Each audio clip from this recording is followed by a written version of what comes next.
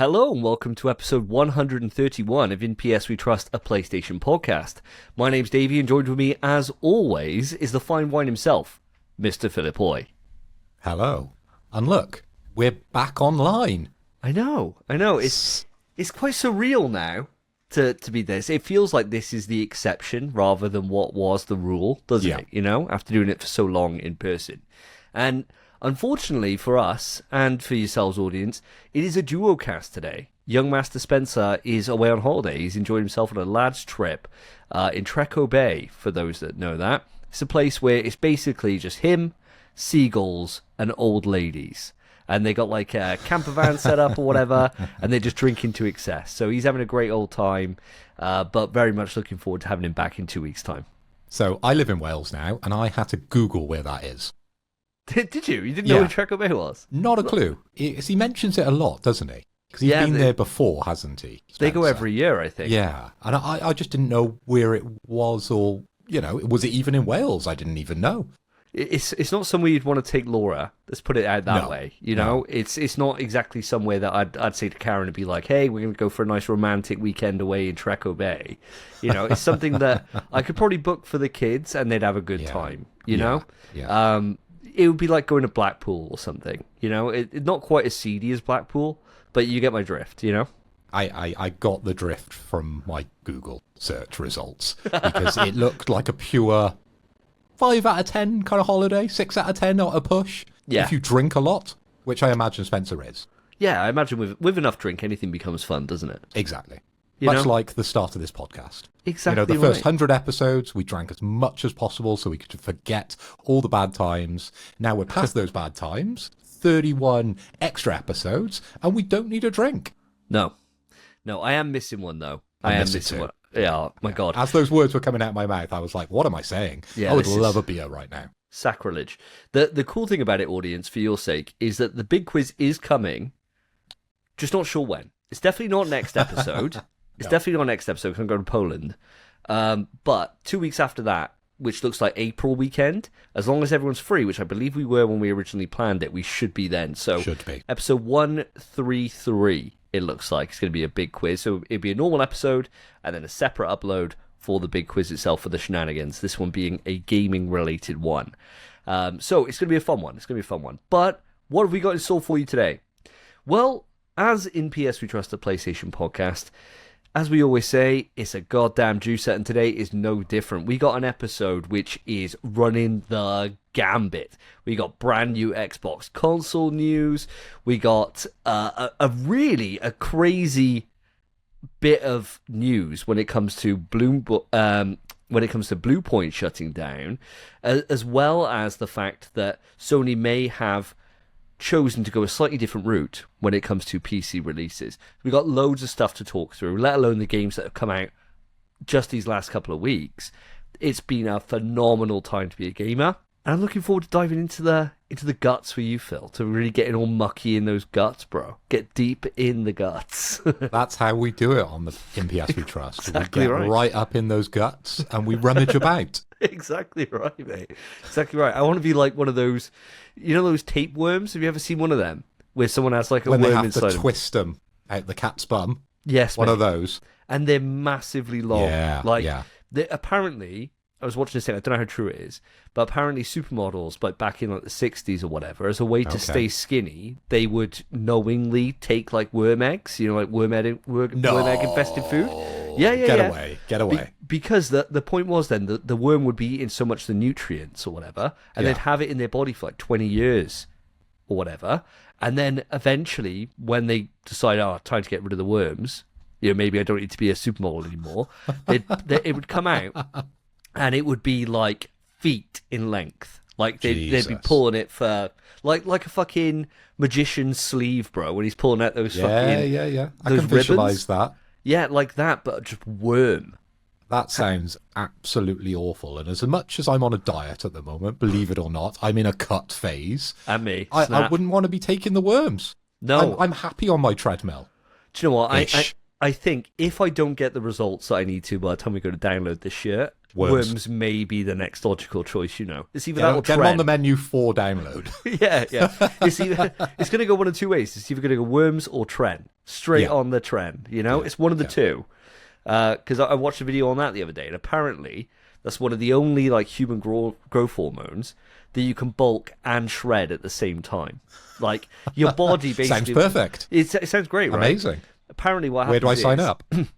Your body, your receptors that put your food storage to fat when your muscles are at capacity, Tren shuts that process down, so it all just gets funneled to your muscles. So you could just sit there and eat bags of Haribo and ice cream, and you'd be getting shredded up. Nuts, right? Absolutely nuts. That sounds incredibly not possible. It doesn't sound real, does it? It sounds like something from the future. It's crazy, and the only downside with Tren, the very many multiple downsides, is that your organs swell. Okay. So, you've got an increased risk of heart attack. A lot of people dying at 40. I've got a small heart anyway, considering the comments I put out on YouTube.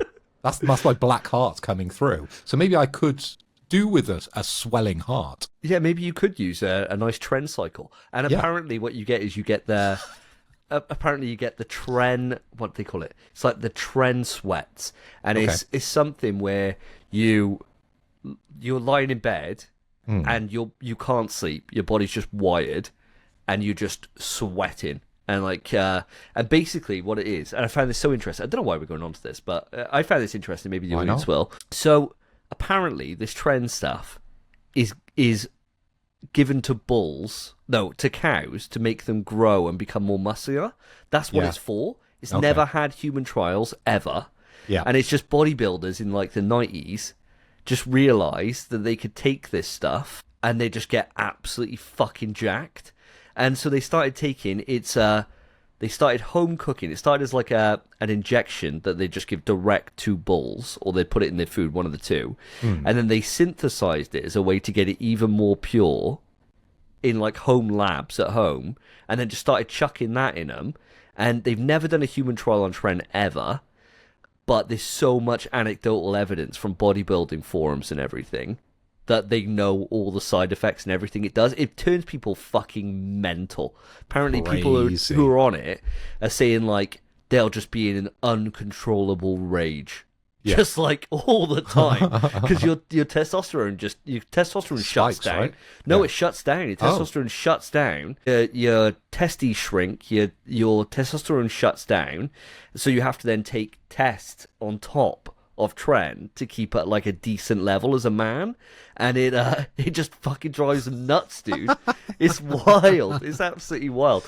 Keep all this context, audience, because when we get to talking about Kratos later on, I'm going to be recommending a healthy dose of Tren for my for what I see in those pictures, but we'll get onto that later. What it says to me is there's a lot of bored farmers in this world, isn't there? Just sitting around the fields thinking, if I'm injecting a bull with this, maybe I could inject myself with it. People take ketamine, don't they? And that's a horse tranquilizer. True. So now they've just seen the next medication of Tren and thought, well, I'll have a bit of that as well. I just like the logical leap that somebody made, and it worked, where they're like, I'm giving this to my cows and they're getting fucking jacked. I'm getting massive steaks off this. I'm going to put this in me and see how big I get. And they're just like, fucking hell. What is a Tren steak like? No, well, extra big, or apparently that's every steak we have. Apparently they've all got it in. All cows, yeah. Apparently they just fed it, and it's totally safe for them because it's fitted for bovine things. But yeah, obviously then humans are just fucking chucking it in them. And, yeah. So wild. Probably we're full of it, but just a small dose, because the bull or the cow has already processed it by the time it gets to us. Yeah. So they've already had the side effects. We just get the sweet, sweet steak. Exactly right. We just get bigger cows. We just get bigger, muscly cows. How big can a cow go? Well, is there a limit? I don't know. I don't know how much trend they get. They didn't go too deeply into the cow side. They were Super more cows, focused. like bigger than your house. How much trend has this guy had? Jesus Christ! Just fucking everyone's coming there in the licking their lips. Yeah, this video was class. If I actually remember what it was a doctor sitting down talking about it. And if I find it, I'll link it because it was so link interesting. it in the description of the show. I will. It was great. It was like a 25-minute watch, and I was watching it at like 1 a.m. after doing my steps one night, and I was just like, I put it on, and I was just like, holy shit! And it was like 1:30 when I finished it, and I was like, people are mental, man. Bet that was a hard wank. No, I've had harder, mate. The trend sweats, mate, got me going, got me acting up. Well, audience, we always start this show off with a question. And it wasn't the trend conversation. We're going to get into it's not really even a question. Because, audience, I got to say, I'm quite disappointed with you. I really am. Because I asked to have a opening question for the show. And people have submitted questions, and they're coming up later. That's how we're going to end our show today. But no good opening ones. Like, no good ones. No. Especially not the kind of stuff that we're looking for. So instead, I've had to go into the bag. And I've had to think about what's happened to me lately. And there was something that happened to me last weekend that was wild, right? So I'm going to tell you about this. Now, we had taken the kids, me and Karen, we'd taken the kids over to Bristol to go to the aquarium. Had a great day, no problem at all. Parked up in the central car park in Bristol and in Cabot, right? Is Cabot. And they had a little pop-up stall there for this thing called King Collis. Now, they advertised on there that King Collis is where if you send back a package or a package gets sent out and it gets lost, when those eventually get found, King Collis buy them, having no idea what they are. They buy them by weight. And you can then go and either go onto the King Collis website and order stuff, like by a certain amount of weight. Say, like, I'm paying 40 quid for 8 kilos worth of stuff. And they'll just chuck it to you. It's all still wrapped up. They've taken all the names off for whoever it's going to go back to or whatever. And you just get whatever, right? But in this pop-up store, you could go and there's just packages and you just take them to the counter, they weigh them and you pay, right? Now, we said to the kids, stupidly, we said, do you want... Because they were like, oh, we want to go in there and find a package. What if we found a PlayStation? What if we found blah, blah, blah? What if we found an iPad and all this stuff, right? And... I was like, Kat, what do you want to do? Should we let them go in there or should we go to let them have fun in the gift shop and buy stuff in the aquarium? She was like, oh, let's try this King Collis thing. How bad could it be? Anyway, so we all go in and we pick different packages, right? And so you can tell by the weight, you pick something up, it's quite heavy. You think, okay, I wonder what I've got here. Some of them you can kind of feel, you can feel through the packaging. So you might be like, oh, this feels like one of those... like curtain clipper things, and that kind of thing. It could be anything in there. So dude. It wasn't a PlayStation. Is that what you're telling me? Let me tell you. So we buy 4 packages. Now, I say to Cass, okay. go off and find one that you want, right? And we have no idea what they are until you pay for them and you can unwrap them at home or whatever. And so I pick one. I pick this big box. And I was like, this looks cool. I don't know how much this weighs. And I was like, it's going to get quite expensive if it gets into kilos. But with my humongous gains lately, I just can't tell weight anymore. So... modest as well. Makes you very modest. I'm only joking. But no, I was like, oh, this feels like a decent weight, but it doesn't feel crazy or anything. So I picked that. Cass picks this little black box, right? This black box, I don't know, about this big, this long. And I was like, oh, that's got a bit of weight to it as well. I was like, yeah, this would be fine. Put it on the weighing scale, 88 quid. And I was like, Jesus Christ. I was like, well, fuck it. Only live once. Go for it, right? It could be anything. And so... is this gambling has come through full circle now, Davey, right? We were at the races the other week. You got sucked in. You started betting £1 here, a £2 there. Suddenly you were betting a tenner on your card. Yeah. This is the next level of it, isn't it? It is. Karen did the same thing. She bought 2 things. Hers came in like 40 odd quid, right? So in terms of the ones that Karen got, she got, when she unwrapped them at home, she had a whole host of ski equipment. And I mean like ski wraps, ski headscarf things, all these things. And she looked them up, and for her, I don't know what her package costed, 20 quid. It's about 120 quid's worth of ski stuff. Great so she return. did really well out of it, right? Yeah. Does she ski? No, not yet. Not yet. We got a ski slope right next to us, so we could just go. But You've got stairs at your house, haven't you? That's true. I got like 3 sets. Yeah, it's like a slalom. There we go. go. Yeah, exactly right. Her son picked something that was like an item of clothing, opened it, proper old man style cardigan. I'll go grab it. Hold on. I was like, I'll have that. I'll grab it. Ooh, what do you reckon? Ooh. I mean, I don't know what you've paid for this. So you might know the brand. You know brands more than I do. We'll see. Olindra? London? Alindra? I don't know. No, it's not a brand that springs to mind. Alindra? No. I have never heard of Alindra. No, I looked it up and they're basically like drop shipping shit.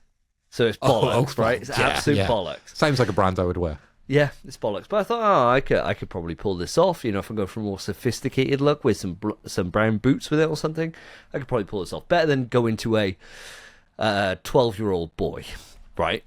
Anyway, my thing, I opened mine up, and it was a Chinese, this is like the 3 kilo package or whatever, a Chinese steamer for food.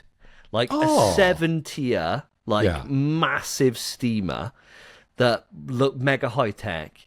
And I was like, okay, I don't need a steamer, right? Now I got one.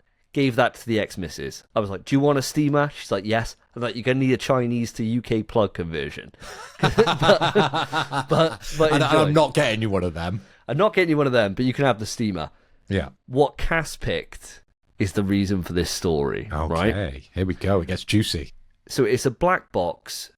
I don't know. I don't order these things, right? He was like, Daddy, open it up. I was like, okay. Opened it up. Looked at it. And pulled it out. And it looked like a speaker, right? It looked like a speaker. It's about this big. Quite girthy. Yeah. And quite weighty. And it had buttons on it that were like lips, then like a tube thing with like vibrations going on. And something else. And I was like, it's not a flashlight. I was like, what the fuck is this? And I was like, the bottom screws off. Unscrewed it. It's a fucking blowjob machine. I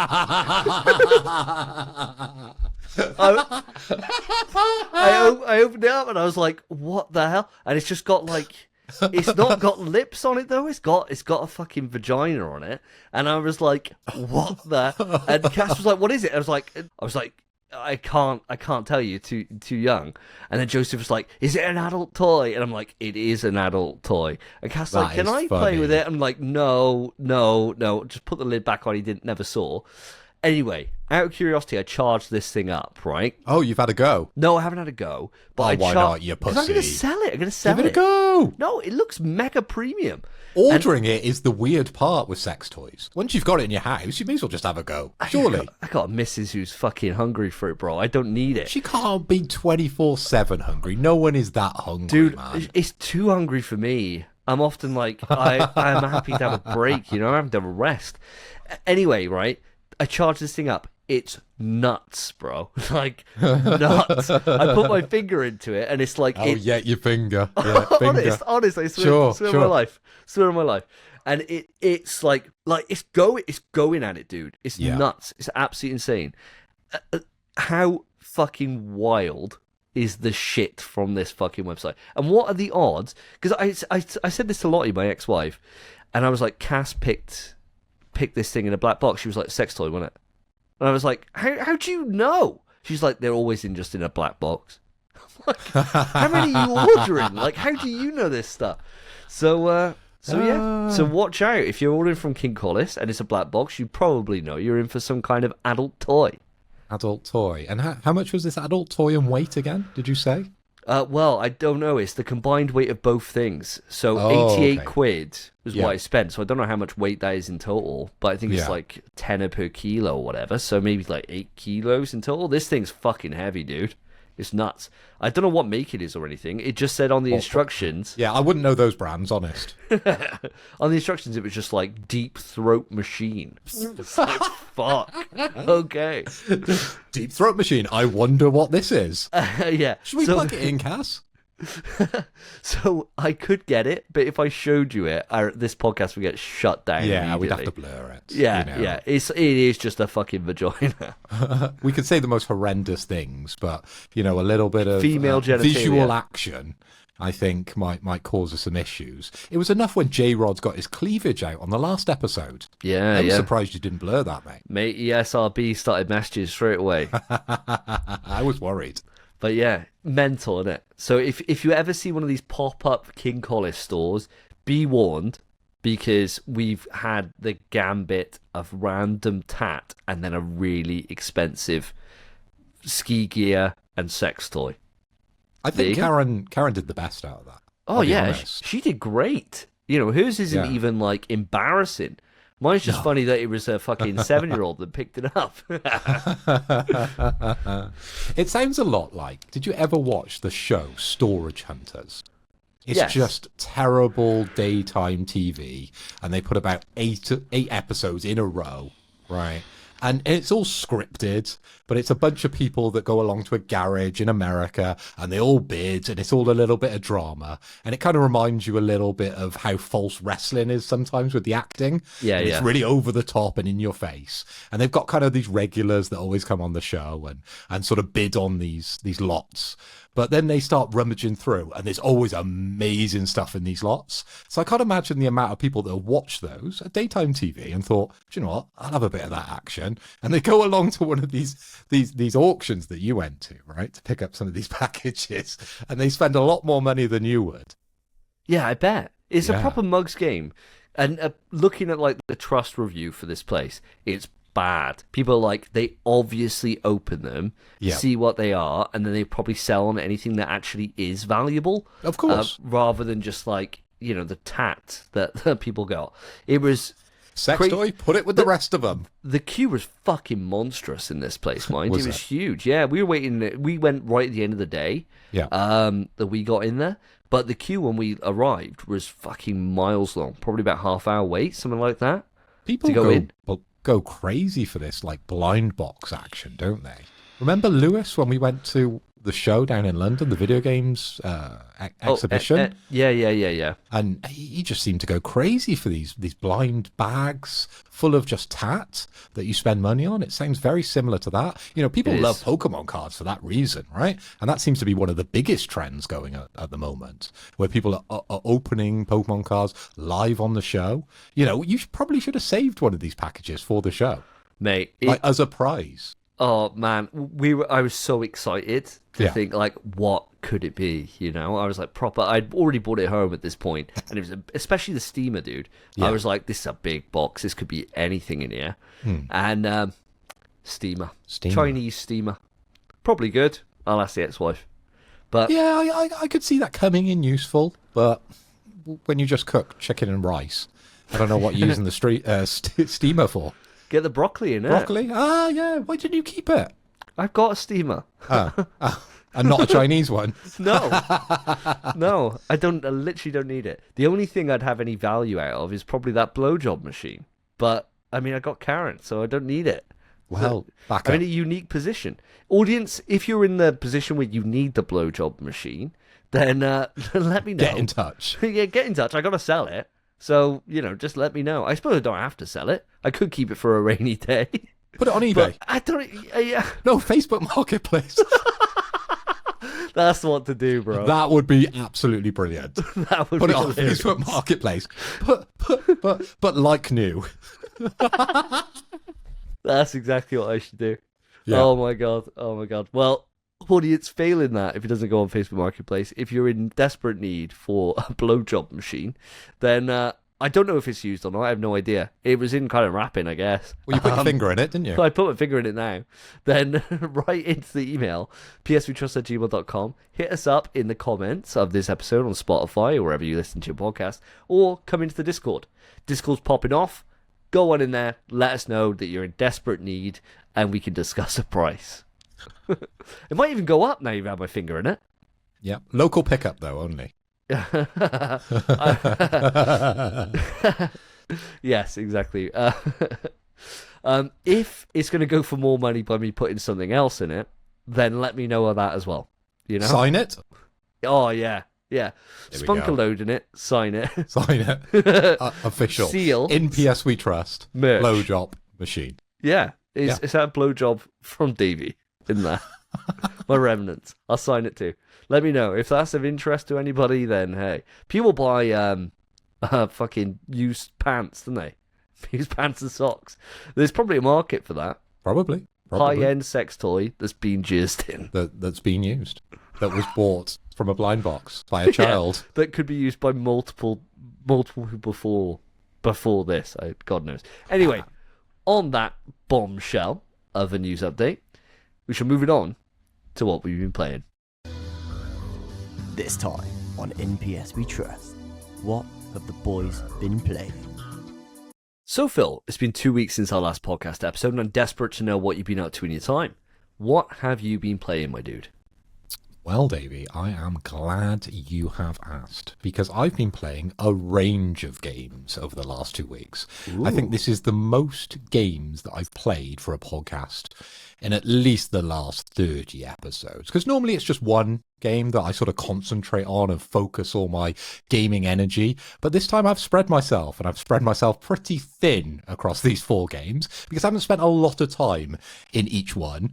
And I'm slightly regretting it, really, because there is an absolute beauty that I should have been spending all of my time in my list. I'm, of course, talking about Resident Evil Requiem, and I can say it at this part of the show, but I don't really want to talk about it. All I want to say is that, yeah, it's absolutely amazing. It's everything that I kind of wanted it to be. People are saying that it possibly could be a game of the year already. Wow. I was only listening to Jason Bradbury on his podcast, and he was waxing lyrical about how intense this game is in terms of horror, which is what we've been really wanting from this game. Okay, the action stuff is in there as well, but the horror really takes you to that dark place. Now, I've been playing a good few hours on it, but I don't really want to talk about it until we can have a full open conversation, because I know you haven't started yet. No. We mentioned at the top, but I started this cut diet a couple of weeks ago, and by the time I've been putting my son to bed and then get my steps in, it's like 10 o'clock at night, and I'm thinking to myself, do I want to start Resi and have an hour on it or 2 before bed? No, I kind of just want to blast it. I kind of just want to sit down and play it for like 5 hours. If I was on my bulk, I could have sat here and just played it from the moment he goes to bed at 8 until 2 in the morning, get a great load of progress in it, and kind of pick it up. And because I haven't wanted to start it, for that reason, I've blocked out tomorrow. So Good tomorrow, lad. So for the next podcast, I'll be done 100%, because the plan is to play it over this entire weekend. I got no kids. Karen's here. She's not feeling very well at the moment, bless her, and she's happy to sit down and watch Resident Evil. So it's like, great. Well, that's our girl. plan. What a girl. Man. What a woman. What a woman. I know. She's begging for the ring at the moment, She's doing everything right. So she's going that way. But yeah, so that's my plan. So unfortunately, this episode, ladies and gentlemen, I cannot give you any thoughts on Resident Evil because I have not played it. And I'm glad that you're kind of saving me from it as well, even though I suppose I can ask you a couple of questions. I'll ask you a couple, right? Yeah, go on then. So how far into it do you reckon you are in hours? I would say 5. Wow. Okay. Hours. And each one of those hours I have done individually, which probably has made it more difficult. Yeah, I can imagine. Okay. And so what is your I want to word this carefully because I don't want to go up too much. I don't want to go into it too much. All right. From where you are so far, are you enjoying it more than 7 and 8? Yes. Wow. And I don't really want to elaborate. I can't elaborate without giving anything away. No, don't. It's hard because obviously 7 and 8, I feel are quite different. I enjoyed 7 a lot more purely because it freaked me the hell out. It was so much of a thrill ride and a return to form. But I think a lot of my love is probably blinded by wanting that from the series. Yeah. Now playing 9 with a memorable character as well as a more memorable setting and story without giving anything away, it ticks a lot of boxes. So yes, I would say it's yes, I'm enjoying it. Fantastic, man, fantastic. We'll leave it there. Okay. We'll leave it there for now. But next episode we'll go into it, and what I may even do is we may even cover it, depending on how far everyone is. We may do a thing, and it depends on what news is out, but we may do a thing whereby we talk about it on the show and we put up a separate recording to just go. We could do that. Go in depth on it, because I mean, this is going to be one of those games that if it is better than 7 8, it's got a high chance to be in my game of the year. Oh man, I'm so looking forward to playing it tomorrow. I cannot wait. But that's great. Let's saddle on from there. Sorry, audience, I didn't mean to let you down, but it's one of those things that I hope this makes sense. I'm so excited to play it that I want to make sure the conditions for me playing it are the best it can be. Does that make sense for why I haven't started it? Does that make sense? It's kind of like when you want to watch a movie and you know that, like, say for example you had a talkative missus or something, right? And you're like, got to get rid of her, bin her off, send her out for a few hours, right? And then you could sit down, you could just be in your own element. Maybe you got the popcorn there, you got all the lights low. It's like set up perfect for you to be able to enjoy it. It's kind of that reason that I haven't begun it, because I'm so excited to start it, you know? Very little games that are like that, to be honest, for me. I'd agree. I've only played it really when there is perfect settings, meaning the wife is busy. Yeah. And she's not sat next to me. She's not asking me to do anything. She's not coming in at like 5 to 6 to say, Phil, can you sort out my fantasy football team? Because that's ultimately frustrating. I'm winning this year, so I don't need my second team. Do what you want, though. It's up to you. But anyway, there is a few other games that have been competing for my time. And one of them we've been playing quite a lot together. But again, we want to gloss over it, which feels a little bit shitty, I suppose, to our listeners, because they want to hear us talk about Resi and they want to hear us talk about Marathon. But neither of them we really want to speak about until we've had a meaningful enough amount of time with Resident Evil, meaning we've completed it, or we've got Spencer to talk about Marathon. So maybe we could just talk high-level thoughts to give them something, right? We've got to give them the carrot on the stick ready for next episode, where we really go into depth about Marathon. Agreed, absolutely agreed. I suppose we should probably start with saying that, and maybe this is just from my own experience, maybe you can chime in on this in a sec, obviously, but Marathon for me was the Service Slam. So I've got the game. I have not booted it yet because I was at Karen's the last couple of days, so I haven't been able to start it. We're recording this on Friday night, by the way. So Marathon's been out for like a day over here now. But yeah, I haven't started it yet. The Service Slam, though, put 12 hours into the Service Slam. So I put quite a substantial bit of time. I think I got to level 25. So I didn't quite get to level 30, where I would have got the best rewards. But I should have some nice little trinkets waiting for me when I do boot it up. Do you happen to know how long you played it for, Phil? Because I know you missed the first session that I had with Spence and Joe. And I was gutted. I was so jealous at the time, because I could see you all chatting about it, and I feel ultimately frustrated when I can't join you lads. But I was able to spend 8 hours in the game, because of course we had a session as well, in addition to what you played with Spencer. And thoroughly enjoyed it. We both pre-ordered the game, didn't we? Even though it's out now and neither of us have actually started it, right? I've got it installed, and I've been watching a lot of Twitch streams just to keep up with the news, and I've got all the Twitch drops ready to pop on my character for when nice. Start the game on Sunday. I think we're going to kick it off, aren't we? We are indeed, yeah. In terms of my thoughts with it, I loved it. I absolutely loved it. I thought that the first session we had was myself, Spence, and Joe. We started it from like the day of the Service Slam, and then obviously Phil. Then you jumped in to play with us for like the rest of the Service Slam, which is great. And that first session I had was hard, And I thought you were going to say that was the best one, and I was thinking, no, I'm the only one that's turned up for the podcast. No, it certainly wasn't. The ones after were better, because the first one, what I found, and I think this is a very real critique of the game, and judging from what I've read so far and what I've seen, it hasn't changed for the live product just yet, which makes sense, right? It's a few days apart. And that is that the UI is incredibly difficult to get the hang of. Very, very difficult. It took me an entire night to really feel like I understood it. And I mean, that's not like 2 hours or whatever. That's probably 6 hours I played that first night. And it was not intuitive in any way, shape, or form.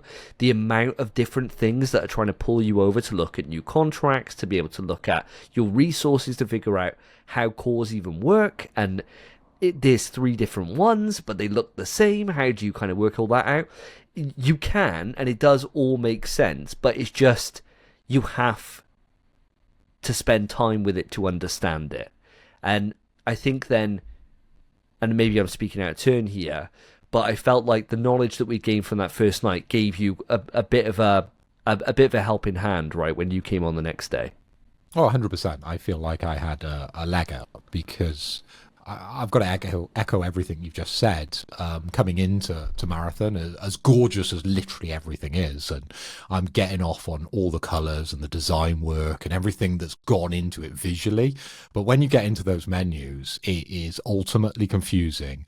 And I think if I was attacking this on my own, I would have spent far longer just Googling things and trying to understand things and reading things. And I don't think I would have got as much time with the game and the experience, the gunplay, as we actually got in the end, because you guys were able to say, no, Phil, just do X, Y, and Z, and sort of breeze past some of the struggles that you had in your first session.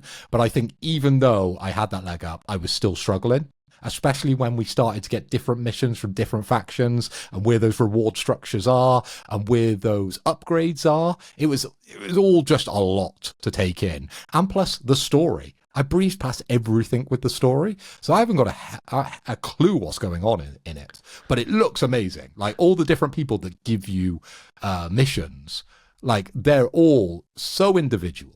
And I cannot wait when we actually start it to sit there for the 10, 15 minutes and listen to the story and really take it in.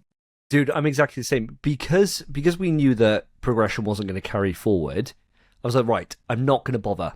I'm going to use my time just to really just understand how the game works, and not taking any of the lore, not taking any of the people. Don't care, skip every bit of dialogue I can, because I know that, as you quite rightly said, as soon as we get our hands back on this on Sunday, I'm going to be spending that time to understand it, right? And to try and unpack this mystery. I'm quite invested to be able to try and figure some of this stuff out. And I didn't even go into the Codex once. Apparently that's where you go for cosmetics. Oh, is it? I didn't even know that. Yeah, we didn't even go in, right? Like, we didn't go in at all. But that's where we played with the final night with my friend Kieran. And that final night, he was rocking around in the suit because he'd gone into the Codex and started reading up on stuff. And I was like, oh, okay. Okay. I had no idea about that, because I just didn't want to be able to kind of, in a way, waste my time, when instead I could just get better builds, right? And one of the complaints that I saw online quite a lot, and I want to ask you this question, one of the complaints I saw quite a bit was where people were saying that they were dropping in, it was dead, there was nothing going on, blah, blah, blah. Do you feel like that? So we experienced 2 different levels, didn't we? And please keep me honest on all this, because you were very much the driving force when we were playing Marathon. But to my knowledge, there was 2 different, distinct arenas for us to explore and sort of scavenge. And I think the first one, early on, very much felt as if we were on our own. But as soon as things happened, it all got on top of you. Whenever you got near AI, they were challenging, but challenging in a good way. None of us rage quit. None of us are ninja. Did you see him? Yeah, I did. Yeah, he died. Died so many times to the AI and just fucked off. What a pussy. What a pussy. You can clip that. But for us, we got through it. I died a few times, cursing myself, but we didn't quit. We carried on with that. But I think very much the second level where there was that step up, there was a lot more people and it got a lot more crazy really freaking quick. I remember spawning in, dying, and then we do a run. We would collect a couple of weapons. We would get some blues. We get some purples. We'd be pretty happy with ourselves because we'd just got out and we'd accomplished a mission or two, right? And then we'd drop back in and die. Yeah. That pretty much seemed to be the cycle when we were playing. But it was so enjoyable and I couldn't wait just to get back in and get that next piece, that next upgrade for my destroyer. I largely played the destroyer during the time. Actually, I didn't switch at all. I just stayed with the basic shell and shot rockets at all the AI. But I didn't really take advantage, I would say, too much of my shell. I think we pretty much rushed it, I'll be honest with you. Yeah, I think it's one of those things that there's a lot to take in, and when you know that none of it's coming with you for the main game's release, what's the point, right? Especially on like the last day, when it was the last day of the thing, and everyone was just going straight into PvP, no one was doing missions anymore. They were just all hunting each other. At that point, who gives a fuck? Like about really studying and build crafting and all that stuff. Because at the end of the day, you just want to shoot people because the gunplay feels so fucking good. I mean, it feels really obvious to say this, right? Bungie, they're renowned for their shooter chops, and they've just brought it again. They just don't miss when it comes to the shooting elements. Destiny 1, I played a fuck ton of, but ultimately didn't stay around in that ecosystem for too long. And Destiny 2 didn't play it as much. Only played a few hours of Destiny 2, but the shooting was just class, right? And I mean, Christ, Halo is just fucking godlike. And they've just managed to bring all that into an extraction genre shooter. And I know a lot of... Maloon's already reached out to me and he said, look, he didn't get on with it. And I fully get it. I reckon it's not going to be a game for everyone. It's going to be divisive. But that divisiveness, I think, is a real strength to it, because that confusion that I had with the game and had for quite a number of hours, longer than I should have, it is a UI problem, but it also does go to show the depth that's underneath the surface of this game, and it was very evident very quickly how much there was. And when you start getting those upgrades and you start being able to have those like quicker cooldowns and those faster time until you overheat and all these different things, you start really noticing those differences pretty much immediately. And to know that it goes on for such a huge extent, like looking ahead at what's to come on that skill tree was fucking frightening, right? There's so much stuff. And that to me was a real positive that I took from it. Even though it was confusing as hell, I took that level of depth that's there shows that it's going to have legs. And that is so important when you're diving into a live service kind of environment. You need to know that if we'd mastered it from the rip, and that was all there was, you could probably bounce after those 12 hours that we played because there's nothing new to see.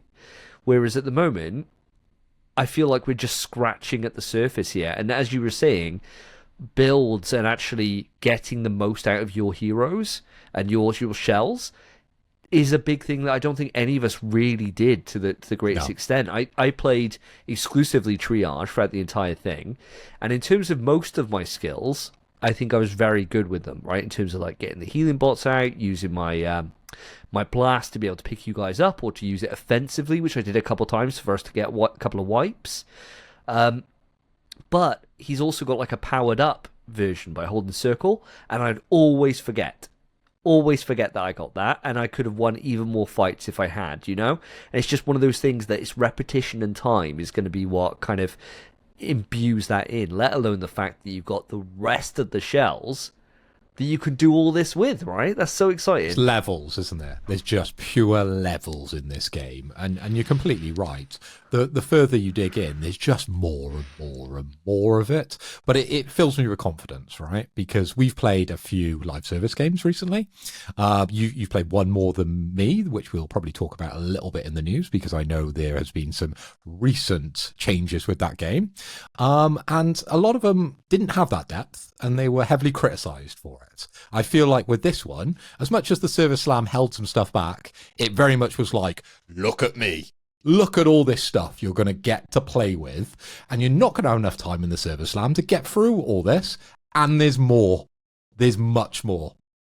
One thing I will say, though, about Marathon, and comparing it to other extraction shooters, not that I've played Arc Raiders, but I hear a lot of feedback from Arc Raiders, because one of my good friends, he absolutely sweats Arc Raiders, and he's always talking about the community aspects and how nice people are about sharing, etc., etc. I saw absolutely none of that in Marathon. Nope. None of it. As soon as anyone was around, dead. Straight away. It was always straight into gunplay. No one was trying to work together, unless, of course, you're on the same team. And then even when you're on the same team, people just fucking run off, don't they? We had an advantage because I've got 2 friends who want to play this game.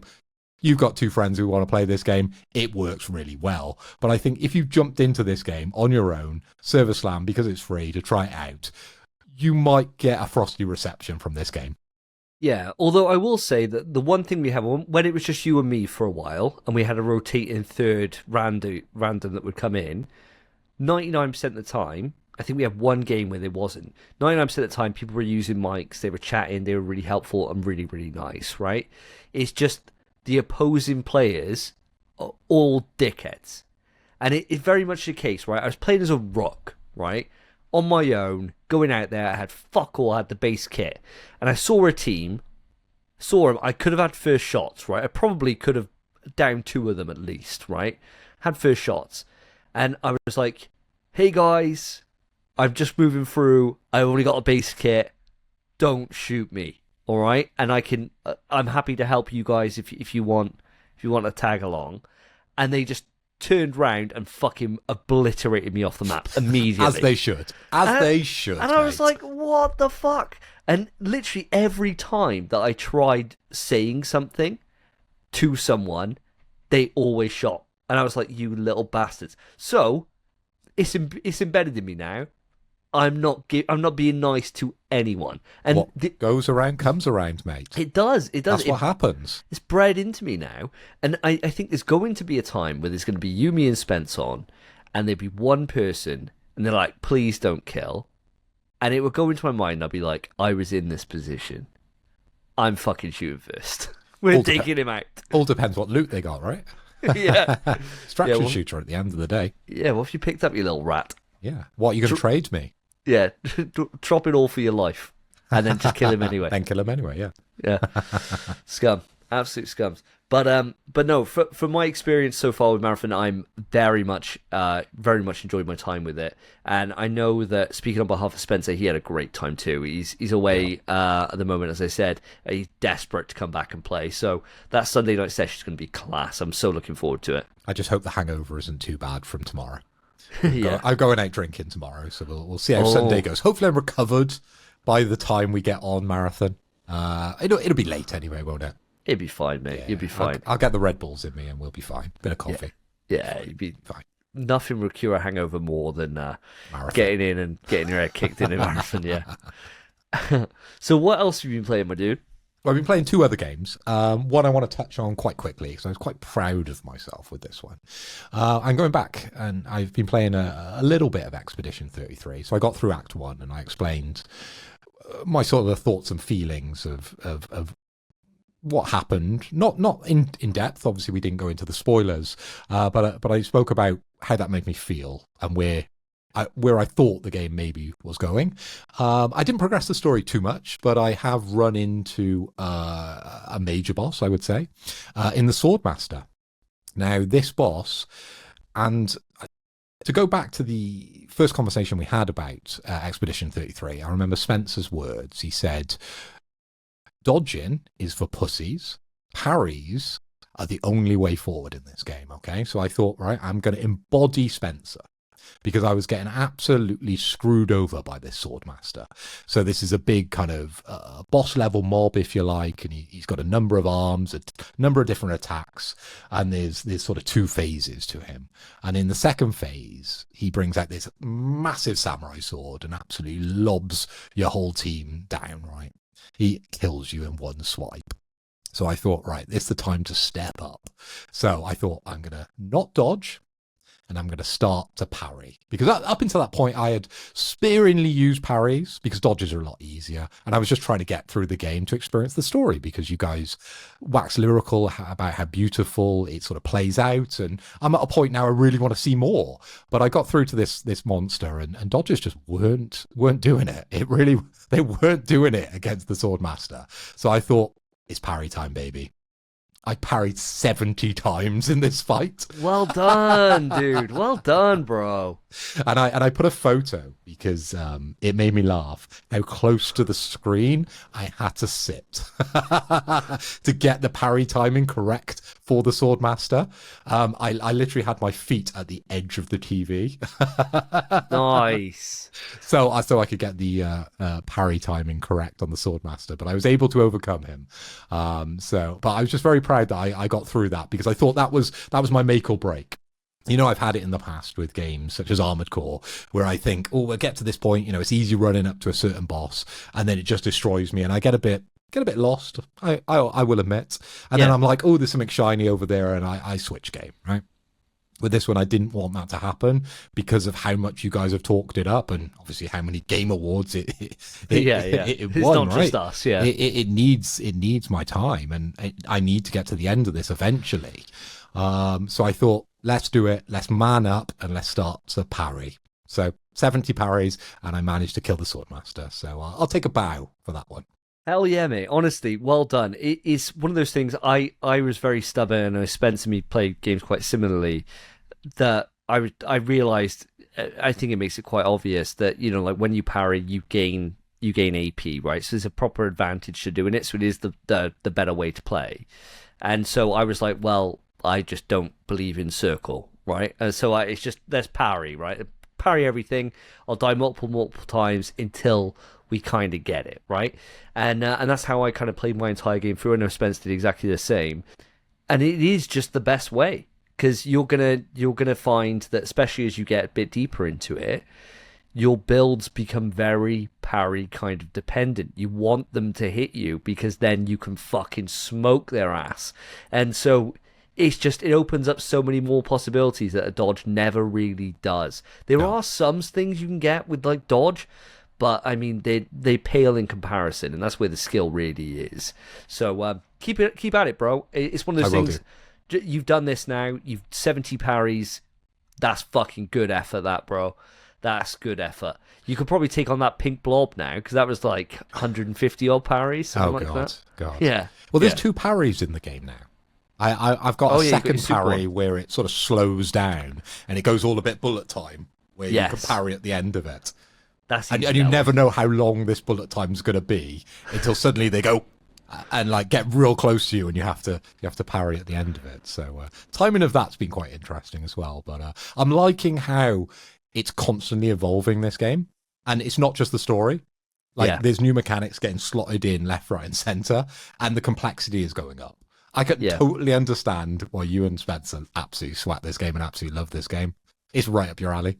Yeah, it's just brilliant, man. And the more time you play it, the deeper you kind of get into different systems, and the deeper your understanding comes. And it comes quite organically. Enjoy every moment you can, bro. I suppose get Resi out the way, and then as soon as that's done, you can then dedicate yourself to being your full-time kind of game, and then marathon on the side, right? That's the plan. I've got to get through both those games, and obviously Resident Evil's. It's not going to be a long game. I think Joe Thomas completed it in 8 hours, 9 hours. Yeah, I think he said like 9.5, something like that. Yeah. So there's not much really to go on that unless I'm going for the platinum. But I think probably I'll get through the story of Requiem so we can have the conversation in the next podcast, and then get back to Expedition and find out what happens in Act 2. Hell yeah, man. Hell yeah, can't wait. So what's your final game then, buddy? Well, the final game is a game that I've been absolutely stoked about since I heard this was in development. So it's a game called Zero Parades for Dead Spires. This is the espionage RPG by Zaum. I think that's how you pronounce it, ZA/UM. So these are the guys that brought us Disco Elysium, which I absolutely sweated over on my Steam Deck. I know it's not a PlayStation title as such, but it did launch on the PlayStation later. So I'm imagining Zero Parades will be on PlayStation as well. But we'll brush over that.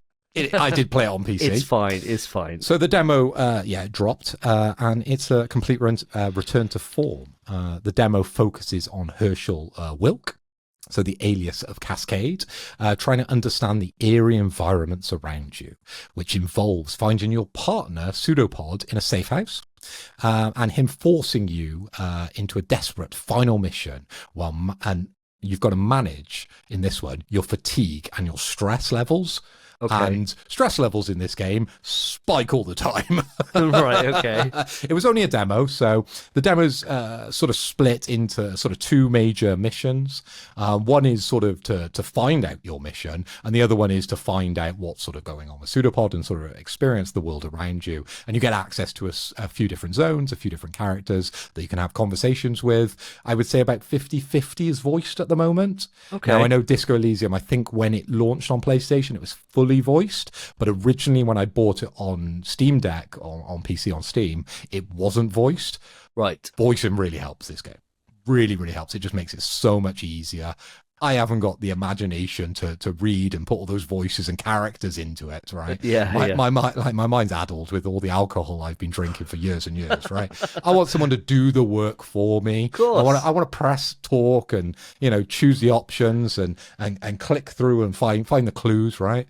But I all that reading, it's just not for me these days. But this one, once it launches, I'm sure will be fully voiced. So really, really can't wait for this one when it does actually launch. So that's my little review of the demo. I'd very much say go and play it if you're interested. If you played Disco Elysium in the past, go and spend a couple of hours running around in this one. But unfortunately, I'm led to believe that your progress doesn't carry over. So you will have to do all of this again. But I think from reading some of the patch notes, it's going to be much more intense, and there's going to be many more options for you to sort of experience rather than just the two main missions which you get access to in the demo.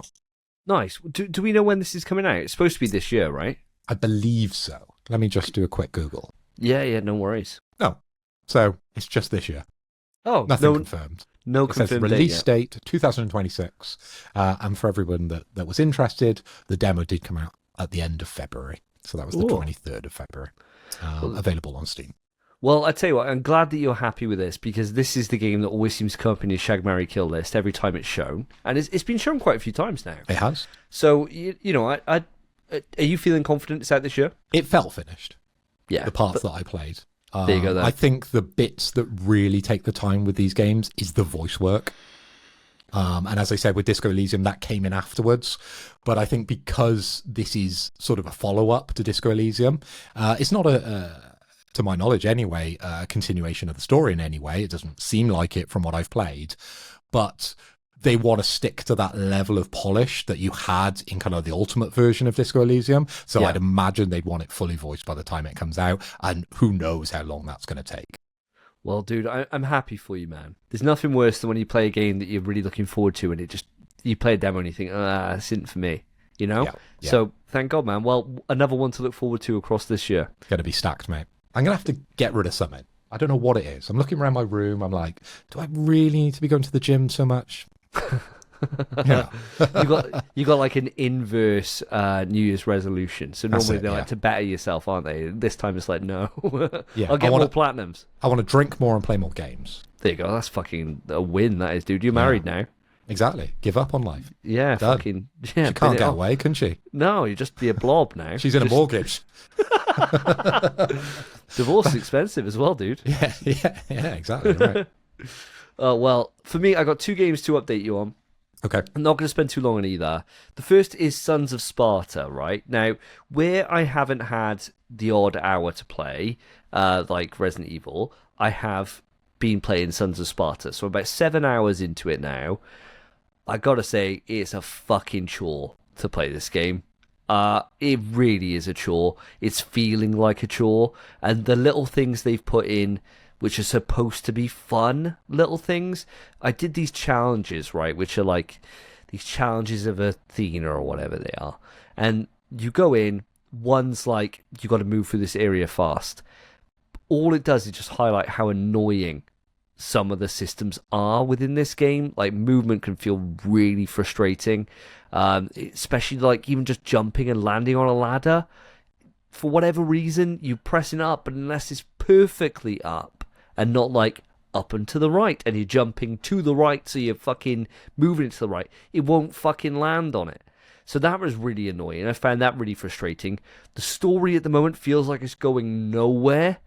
It really does feel like it's going nowhere. Like, the lore's nice, and the interactions between a young Kratos who's very much sucking the god's dick at this point is quite a nice contrast from what you know he turns into. And the voice acting is decent. There's no problem with that. The narration of all the Kratos by T.C. Carson is great. No problem there. But it's just the gameplay's getting a bit annoying. It feels like as if I should have more upgrades and more movement abilities and stuff than I do at this stage.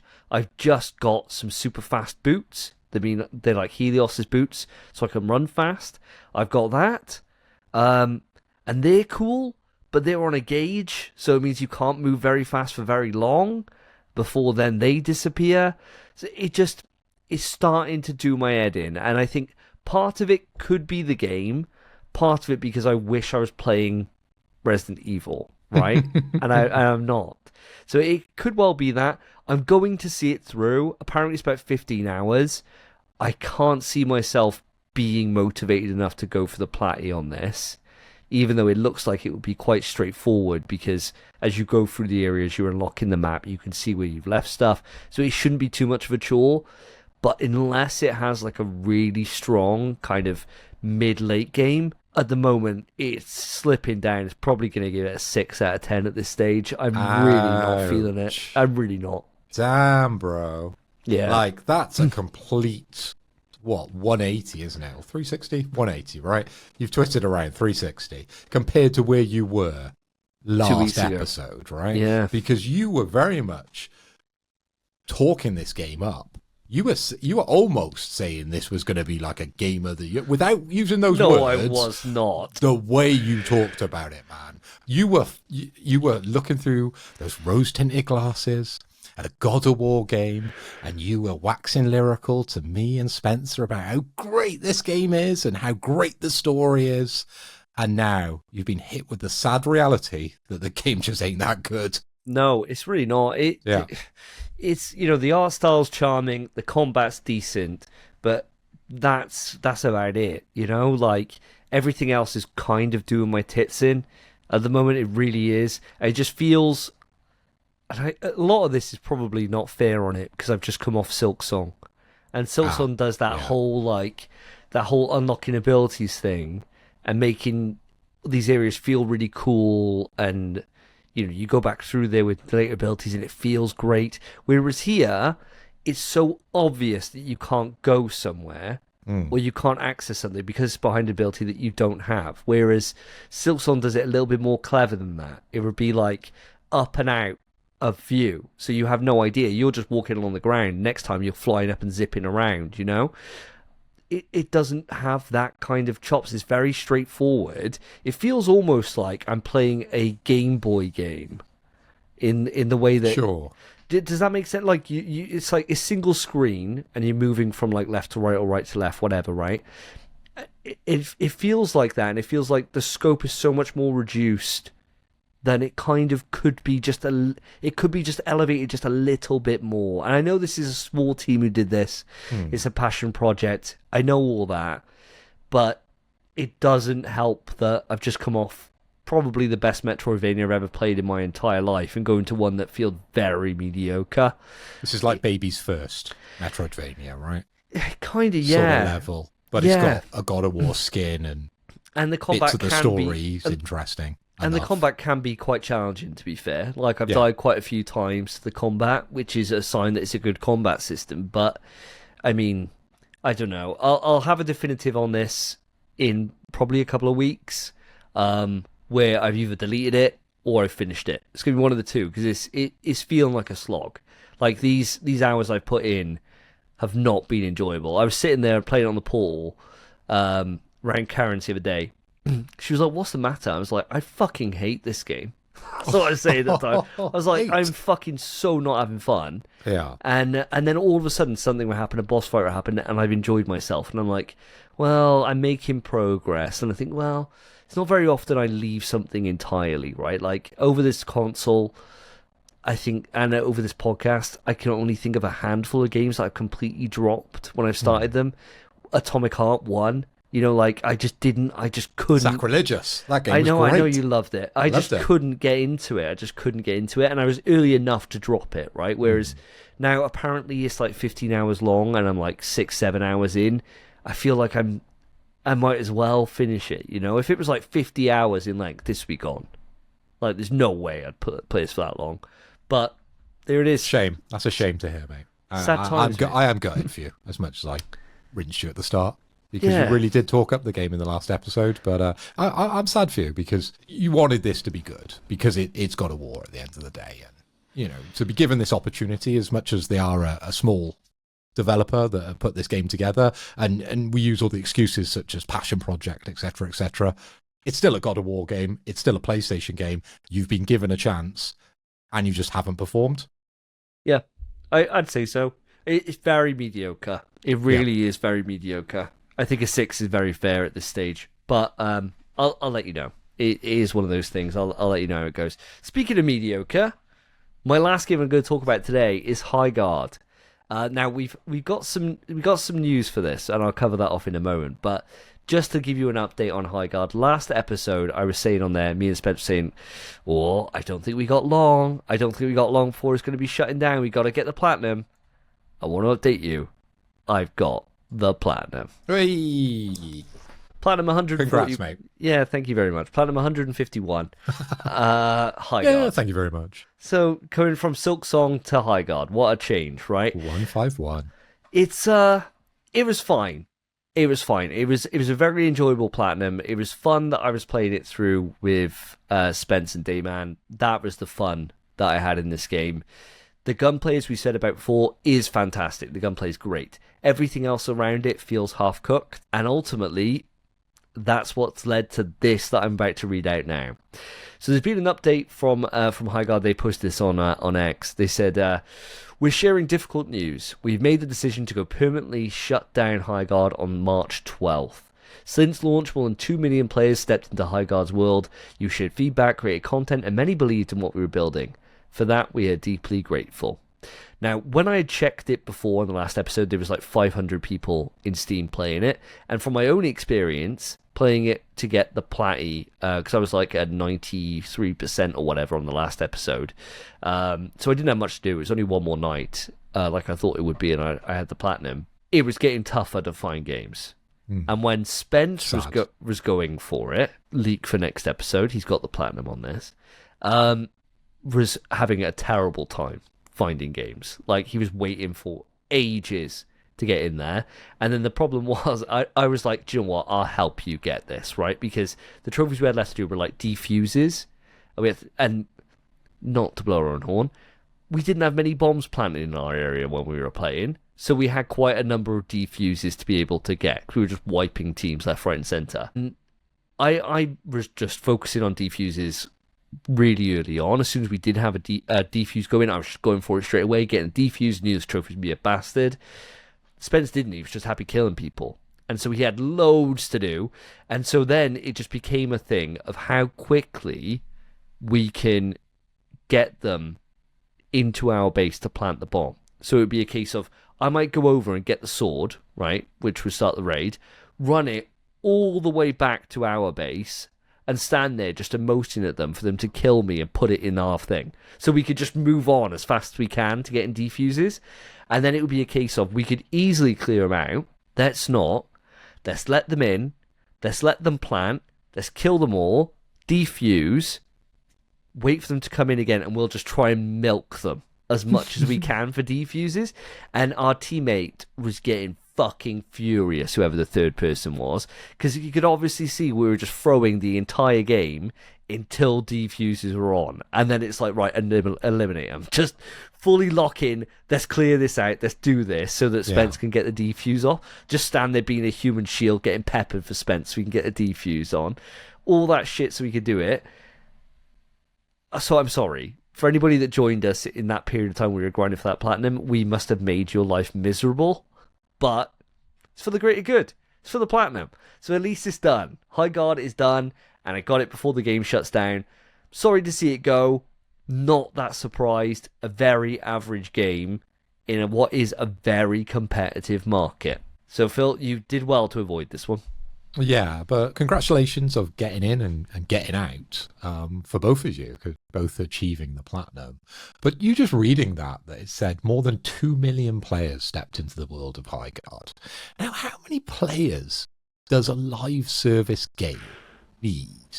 Obviously, budgets are vastly different throughout all the different companies creating live service games. But 2 million feels like a big number, doesn't it? Like, of players. Now, you never know how long those players played. You know, they might have gone in, installed it, looked at the first menu and thought, Jesus Christ, I'm out. You know, that possibly happens to Marathon, right? Because it is ultimately confusing. But I can't imagine, and I've not heard that criticism for High Guard, that people were confused by it. In fact, it was the other way. It was too simplistic and not enough depth in this game. But it's really unfortunate, isn't it? Because this is Concord 2, and we loved Concord. You guys seem to have some semblance of love for High Guard. We had fun. Fun. Yeah, but that's maybe just fun being together, right? Yeah. Would you say it was fun on the level that we had fun in Concord? No. Totally different. Different. This was one of those things of we got in and we were good at it immediately. And the gameplay, you could look past it because the gunplay was so good, you know? And when you don't have an option, it's either that or we go back to Apex. And I mean, Christ, we got fucking unlimited hours in Apex at this point. It's quite nice for a bit of a change in environment, but like a short, sharp change. Towards the end, I was like, oh, I don't want to be playing this anymore, you know? I've seen everything that can possibly happen in this game already, you know? And granted, that's like over 25 hours, but still. You'll have to get a new T-shirt now with High Guard on it and the dates, so we can all wear like dead game T-shirts. I don't think I'll be talking about High Guard the same way I do about Concord. You know, like maybe Spence will. Maybe I doubt it. Maybe. Yeah, I think he was getting a bit pissed off. We'll find out next episode when he talks about his platinums. When he comes on with the. Maybe we'll get it in for like Christmas or his birthday or something. Right? That'd be fun. Yeah. What can I wear? We need another dead game. Might be Marathon, mate, by then. You never know, dude. I'm not buying the collector's edition. God, no. No. As beautiful as that thing looks, it's a risk, isn't it, for a live service game? Considering what's happened to High Guard and Concord. I'll stay away from that. Yeah. I'm just base level game, mate. Yeah, good idea. And that is it. That is all my updates for this week. So no more to go through. With that, we shall move it on to the quick news. Quick news. Quick news, listeners and viewers. Now, we've had a little break. We've filled up our mugs full of tea so we can bring you the quick news, which is the best part of the show, arguably. It's the part of the show where we give you the latest and greatest from around the PlayStation Nation to present to you in the form of words. We're not doing any silly games this time round because Spencer's not with us, and we have to fill in a little bit, don't we? Because we're doing 3 news articles each this time. Normally we do 2, so we've expanded slightly. So we're not doing any games this time round. We'll both take a shot in the dock, including Spencer because he's not here, and we'll go through our news together. Sounds fair. I mean, they'll go towards Big Quiz 140, big right? Quiz, 140, because we can't add them on to the Big Quiz 130 that's coming up because, we've already got a lot of shots. We'll die, bro. Well, it depends what we're shotting. I've got some. I've already bought something ready for you guys. Have you? Yeah. I'm probably just going to get the limoncello out. It just does. Okay, I'm fine. I probably should change because the limoncello doesn't do me well. I'm sick every single time. But hey, why break a classic? Yeah, I've bought something special, and then I've also bought something that will spice up the games as well. Okay, so I've got plans. I don't know what my game is though. Right, I've got something to spice it up, but I don't know what the actual physical game is. You don't, do you? So no. you'd already know what mine is because we've already discussed. Yeah. I'm bringing out Sports Champions for the PS3. That's mine. So we're going to even do Champions. Gladiators, Frisbee, Yeah. the Frisbee Golf, and a couple of others that are going to go in. I think Spence wants to do Buzz. So then it's whatever you're bringing. Whatever I want, yeah. Whatever you want, mate. I'll have to keep thinking, because I'm pretty sure we discussed doing like That's You or something, one of those mobile games, but I don't know how that'll transition. So we'll have a think, listeners and viewers, but I'm sure we'll come up with something closer to the time, because I'm struggling at the moment. But anyway, let's move on to our quick news. And seeing as I'm speaking, I'm going to kick things off. And unfortunately, I'm tasked with giving Spencer's news, which is the PlayStation Plus monthly games for March. Boy howdy, guys, you're in for a treat, because we are bringing you PGA Tour 2K25, 80% on Metacritic. We are bringing you Monster Hunter Rise, 88 on Metacritic. Yes, the Monster Hunter from 2021. We're bringing you Slime Rancher 2, not the best Slime Rancher. Number 2 got 76 on Metacritic. The first one got 81. Wow. So it's not as good. I don't know if you've played the first Slime Rancher. I haven't. I have not. No? You're missing out, mate. The first one's great, I've heard. And then also, guys, for the monthly games of March, we're also bringing you the Elder Scrolls Online collection, 77% on Metacritic. And this game includes immediate access to all previous chapters of Morrowind through to the current, e.g. Necrom and Gold Road, and all associated classes. Wow. Now, considering the games that we've got to play at the moment, this is what PlayStation are offering you. Is there anything in that list, Davey, that's going to drag you away from the game that can be mentioned in this part of the show and Marathon? Absolutely fucking not. No, this is. I'm always one of those people. You always say like, I talk it up, right? I talk up the services. I ain't talking this one up. This is fucking shit for me. And I know, granted, this is, I can only talk from my own perspective. There's Monster Hunter people out there fucking probably jizzing in their pants. Again, Monster Hunter Rise for free. Golf people being like, oh, fucking yeah, oh, I love golf. Spence on here would probably be popping off about the fact he's got 2K25, even though he complained the entire time that he was going for his platinum on that last 2K golf game that he got included in the service. And now, guess what's going to be in the Game of the Year discussion for this year? It's going to be fucking 2K25 again. This is an absolute duffer for me. There is nothing here I'm interested in any way, shape, or form. If I had to pick one, I'd probably go Monster Hunter Rise, because I at least like Monster Hunter when I've played a little bit of it, but I just don't have the time dedication to dive into one and really commit to it. But I do like the base gameplay, so that would have to be my choice. But it would be like picking to get either kicked in the balls or fucking poked in the eye. You know, both suck ass, and you've got to go for one. So that's my choice out of it. It's fucking terrible month. I think PlayStation are doing it on purpose. They know they've got a live service game that they want everyone to buy and invest time into.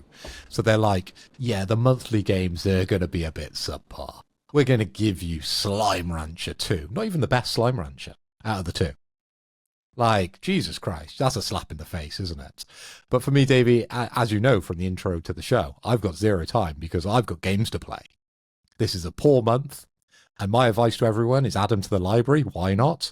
But I very much doubt you're going to want to spend much time, if you've got the two big ones that we've talked about at the start of the show, in any of these games that are coming for free in March. No. Fast move on, I reckon. Moving on. Yep.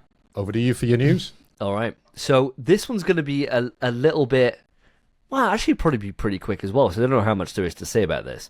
So Microsoft, and I know we're a PlayStation podcast, but this is interesting news, especially as the next generation is apparently dawning quicker than I would have thought, right? Microsoft, for those that aren't in the know, right, this is mega old news now at this point. This news came out just after we recorded our last episode, I think, in terms of the news I'm about to go into right now. And then the actual headline news that I've got to read is brand new. So, as you know, Phil Spencer has stepped away from Xbox. He's retired. That's the old news. So he stepped down and they got a new person in who is brand new to gaming, and she's an executive who bit her chops and cut her teeth, if you will, on AI integration. Can't remember her name now, slipping the mind. Doesn't matter anyway for the purpose of this. Anyway, she's come out and she's put a tweet out there saying that Microsoft's next generation Xbox console is codenamed Project Helix. It will lead in performance and play your Xbox and PC games. So the rumors that have been whirling forever, and we've spoken about on the show quite a lot in terms of this hybrid approach that Xbox were seemingly looking to go down, she has now confirmed that that is the case, that it will be playing both of those, and more information next week at GDC. So the first thing, Phil, I want to ask you is, are you surprised about this? And secondly, do you find it strange that we're already talking about next gen now at this point, when the news has been that PlayStation 6 isn't till 2028, 2029 at this point? I'd probably say no to both those. I'm not surprised that we're getting news about this, because Xbox need to look to the future, considering what they currently have. Now, I just want to take a moment to admire that name, that code name, that project name. Project Helix. That sounds fucking cool, doesn't it? I don't really give Xbox a lot of props, but out of all the names you could have gone round, you span that wheel, and then Helix comes up. That's a very cool name. I don't know what it means, I don't know what it alludes to, but it sounds cool, doesn't it? Well, you think a helix, if you think about it quite literally, a helix goes around like this, right? If you like a DNA strand is in a helix pattern. So it's the two going together, isn't it? Xbox and PC. There we go. There's Makes the sense, explainer. dude. Makes sense now that you've explained it, but it sounds fucking cool. It does sound cool. And I'm not surprised that it's going down this route, because this is what we all thought it was going to be. We all thought it was going to be Xbox with the ability to play your PC games. But obviously there's not any news there. That's just her confirming these rumours are true.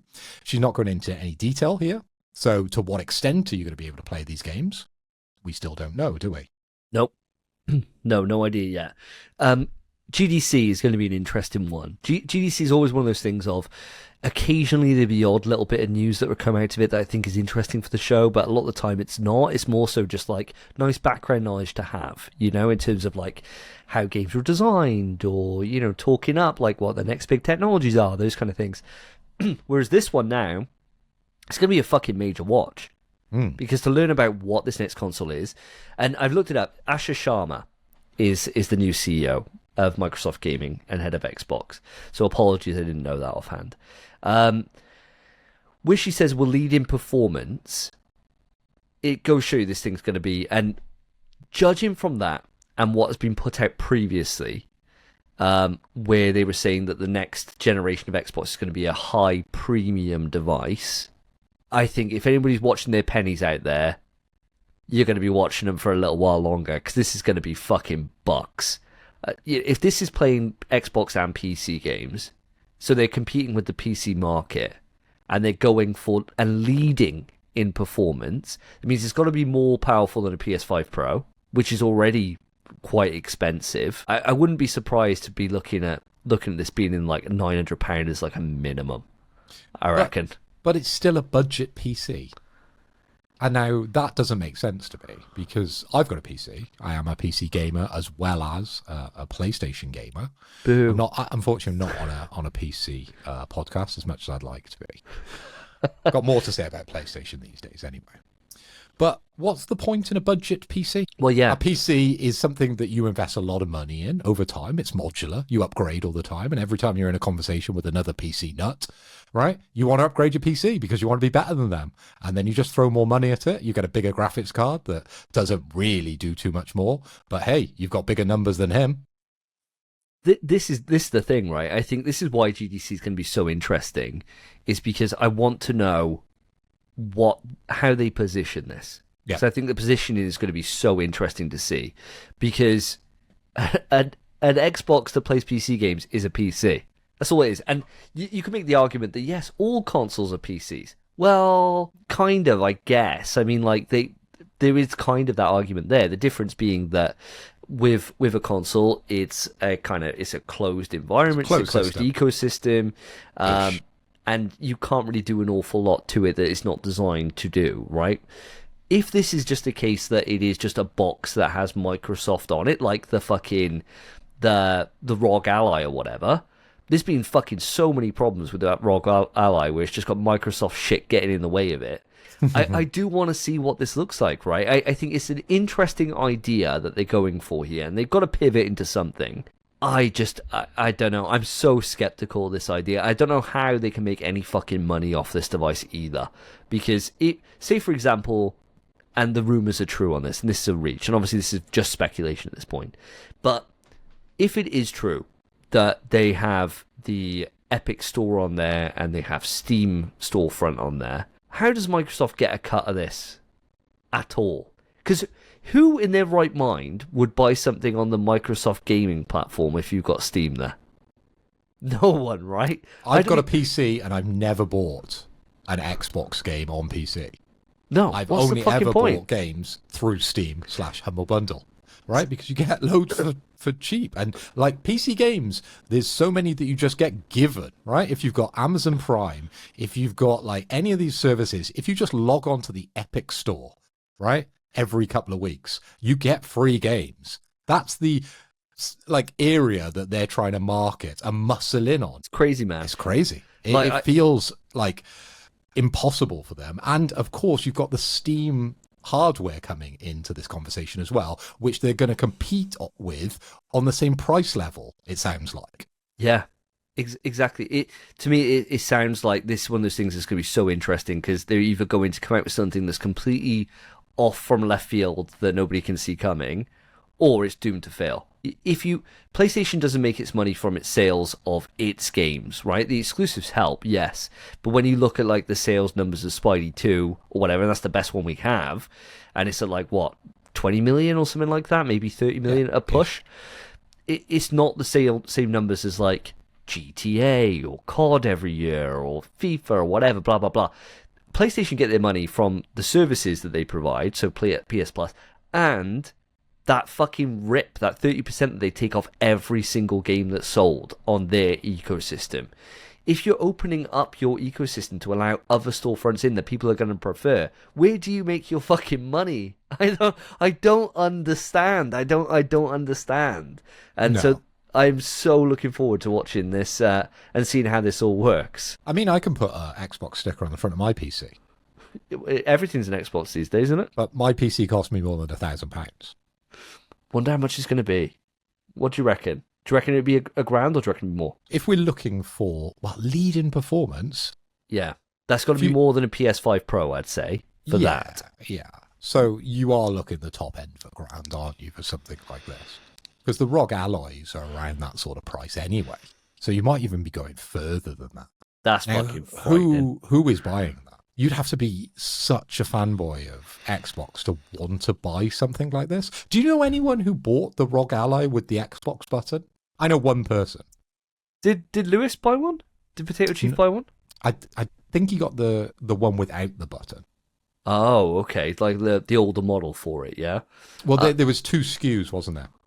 There was one which was more just ROG Ally that can play Xbox stuff. And then there was the ROG Ally with the Xbox integration, which had an Xbox button, which just launched the browser, right? Yeah. I don't know anybody who else. Do you know what? It's becoming increasingly hard to find anybody that plays Xbox. Like, normally when I'm in work or whatever, you know, games will come up naturally as a conversation thing. So I'm normally wearing like a games t-shirt or whatever. And it used to be back in the day that you'd be like, oh, what do you play on? They're like, Xbox. You'd be like, oh, I'm PlayStation. Whereas now it's, PC or PlayStation. That seems to be it. And then, you know, the odd person would be like, Switch. You're like, oh, well, who the fuck are you? But yeah, most of the time it's just that. It's PC or PlayStation. That seems to be all I get from people. I mean, granted, you know, it's just my own experience, and maybe I'm just not in those circles that Xbox people are hanging out in. But seeing as the Xbox Series S and X has sold less than the Xbox One, it's not surprising they're going to this new console generation as quick as possible. It makes perfect sense.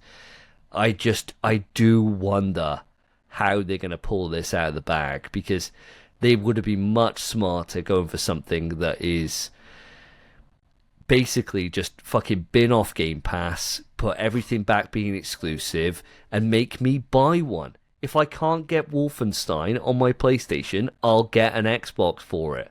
That's all they had to do. Or, and I said this actually when Lewis was still running his show, probably at least over a year ago now. Because we were like speculating about what a new Xbox could look like. And my take on it was that they should go the other way. Because you have the premium option, which is a PC. Because you can never spend enough money on a PC. There's always more money to spend, right? So that's ultimately your premium gaming, right? You've got PlayStation that sits in this sort of sweet spot that, every mum and father can buy for their son. You've got Nintendo, which has the crazy exclusives that everyone needs, right? So everyone needs a Nintendo, everyone needs either a PlayStation or a PC. But why don't you position Xbox to be that really cheap end? So everyone can just have one, have your subscription method built into that, and just have it everywhere. That kind of was where Phil Spencer was going, wasn't he? With like everything is an Xbox. But why wouldn't you come out with some sort of hardware that let these games play much better than me trying to play via like Amazon Luna on my TV? Because that thing is jank at the moment, I would admit, right? If Xbox had their kind of streaming service with kind of a cheaper hardware, and then maybe a step up where you actually had the hardware locally, and it was like the affordable end of the market, I would see more legs in that than going super premium for a console where you have to compete against PCs, which are ultimately always going to be more premium. Yeah, and you're competing with the console base of PlayStation anyway. If you go in like high-end premium, it doesn't make sense. You're right, like anything like that would work, or just fucking bow out. Just bow out. Like, what's the point? I don't want them to bow out. They might as well at this point, dude. Like, giving every exclusive up and just having them all so they're everywhere, you might as well just fucking go at this point. It's like when Sega left, right? And they left the console war, it sucked ass. Everyone got their games, though. Whereas Microsoft has still got a horse in this race, but have given everyone else their properties. It just makes no fucking sense. Just, at least if you're coming out with this new high-end device, first thing you do is you say, right, we're fucking shutting down Game Pass on PC, so you're playing it within the ecosystem here, and we're not releasing our games on PlayStation. That would be it. Like, at least then at that point there is a tangible reason, because like last year we wouldn't have been able to play Doom. We wouldn't be able to play Indiana Jones. We wouldn't be able to play Starfield's coming over in the next few weeks. Apparently, I didn't put it in the fucking docs. Who gives a shit? But 7th of April, apparently. Oh, great. Yeah. Who's excited for that? Yeah, who gives a fuck? Fable coming out later this year looks great. Like they've got a good cadence of game releases that are decent, right? They may not be, like generational games or anything like that, but they're fucking good. And if you had enough of them over the course of this generation, which they have now at this point, there would have been reason to buy into the ecosystem, man. So I don't know. I'm hoping that she comes out and she unveils the console, right? And, just talks about it, whatever the fuck she goes into, about how it's going to work, and setting people's expectations for the price being absolutely fucking enormous. All these kind of things. And hopefully she starts talking a little bit more about the strategy in terms of how they bring Xbox back. Because that would be great, right? Like, I think there is still a place for them here if they just leverage their brand properly. And it's something that no one seems to have done for forever. But trying to go mass market and go high-end premium don't go hand in hand. No. But she was brought in for a reason, right? And they've selected her, and she doesn't have like the pedigree of a gaming background, does she? Right? No. There was lots of comments I saw on Twitter, and you know what Twitter's like, an absolute cesspool. And it's a woman of colour as well, so of course they were diving on all that type of stuff as well, right? But that's completely irrelevant. But they've chosen her for her skill set. So let's hope that she's able to project the right messaging that she needs to for Xbox and get people excited about something, right? I think that's the first step. Whatever it is, they just need something to look forward to, right? Because we could, well, we've got probably another 3 hours of this podcast to talk about things we're excited about, right? Yeah, we do. But Xbox, I think they run out of juice at the moment. They just don't have much going on, so they need a big thing. And hopefully this is whatever it is, whatever Project Helix turns out to be, a big thing for them. And I hope she's able to deliver it in a meaningful way. Oh, mate, I hope so too. We've said it so many times in this podcast, but a strong Xbox means that Sony are kept in check, right? Like, we need to have that, and it's not been working so far. I just really hope that the curse of complete and utter tomfuckery at the top of Xbox does not continue. And as much as I like Phil Spencer, as much as the next guy, it's quite hard to say he did a great job. You know, like some of the shit that came out over the Xbox Series fucking console and before Xbox One were both just bad. They were just bad decisions. Like Game Pass, I swear, it's been so fucking detrimental to that fucking brand. Here's a football reference for you. He's the Ruben Amorim of Xbox. I'll leave that one for you. Well, thanks. Audience, you might need to write in and let me know about that one. Well, moving on, yes. Back over to you, Mr. Hoy, I believe. Okie doke. What have I got? Let me just scroll back up on my notes. Okay, guys. We've had a trailer that got me very, very excited. And I must admit, Davey, you got to this one first. I'll bow down to you. This is normally something that will be picked up on my radar. My retro fighting, side-scrolling fighting senses should have been tingling. And I missed this one. I only read it in your doc and then got hugely interested in it and read all about it. I'm, of course, talking about the trailer has dropped, right? For Marvel Maximum Collection. MG, my man. This is exactly up my alley, right? So this collection includes a number of arcade games. I'm just going to rattle through a few of them, okay?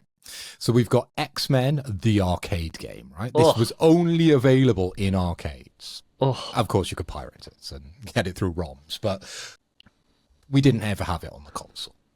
We've got Captain America and the Avengers. Now, this was available in the arcade. It was on the Mega Drive, as well as some 8-bit consoles, okay?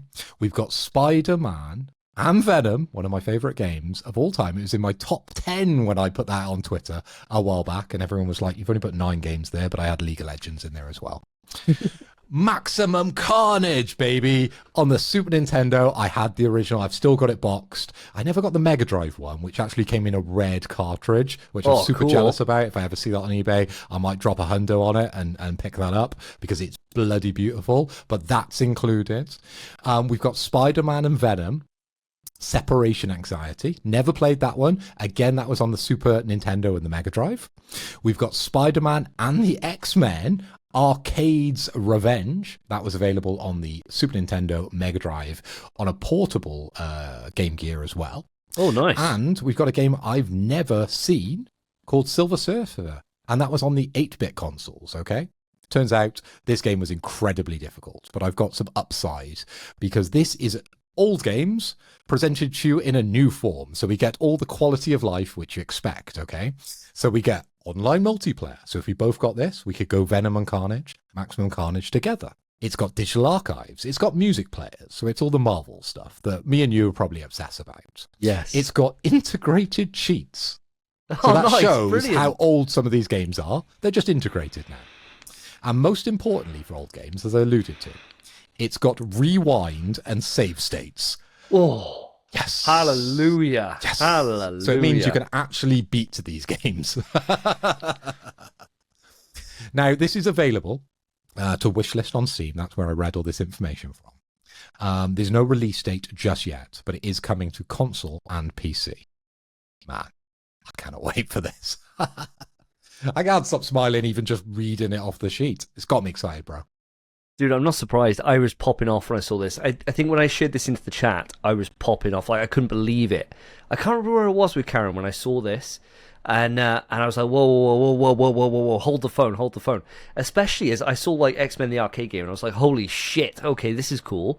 And then Captain America and the Avengers threw me right back. I remember having that game on Mega Drive, playing the fuck out of it, and it was like, superheroes weren't massive back then in the 90s, like not like they are now. Everyone knows who Iron Man is now, but back then a game where you could play as Vision, Captain America, or Iron Man and Hawkeye or whatever, it's like, who the fuck are some of these people would be thinking? But me and Dad, obviously my dad's like an absolute total nerd for comics, I knew all these characters and are popping off. It was fucking great. It was really, really fun. I don't know how well it holds up now, but I've got really fond memories of it. So I was over the moon with that, let alone fucking Maximum Carnage in there. That game is hard as rock. Yep. So I'll be looking forward to sweating that. And hopefully, Phil, I'm definitely going to be getting this 100%, dude. Me too. Like 100%. What would be awesome would be for us to do Maximum Carnage without having to use any cheats. Like, to actually just do it, just to grind it out and do it. We'd be fine with. Yeah, we could use a save state. Yeah, but we still got to do with the stage, Maybe still not the through. rewinds. The rewinds would make it too easy. Yeah, rewinds I class as cheating, right? Yeah, like save states would be fine. For Silver Surfer, we'll cheat the fuck out of that. If it's anything like the rest, like the Konami collection, like when I did TMNT for the Cowabunga collection, with that one, you could put it onto autoplay and fast forward the game until the final hit the boss, then resume and hit that boss and beat it. That might be something I might have to do for Silver Surfer if it's as hard as you're making out. Yeah. That's the one. Even in the Steam description, it was like, this game's hard. Oh, brilliant. You know it's tough, man.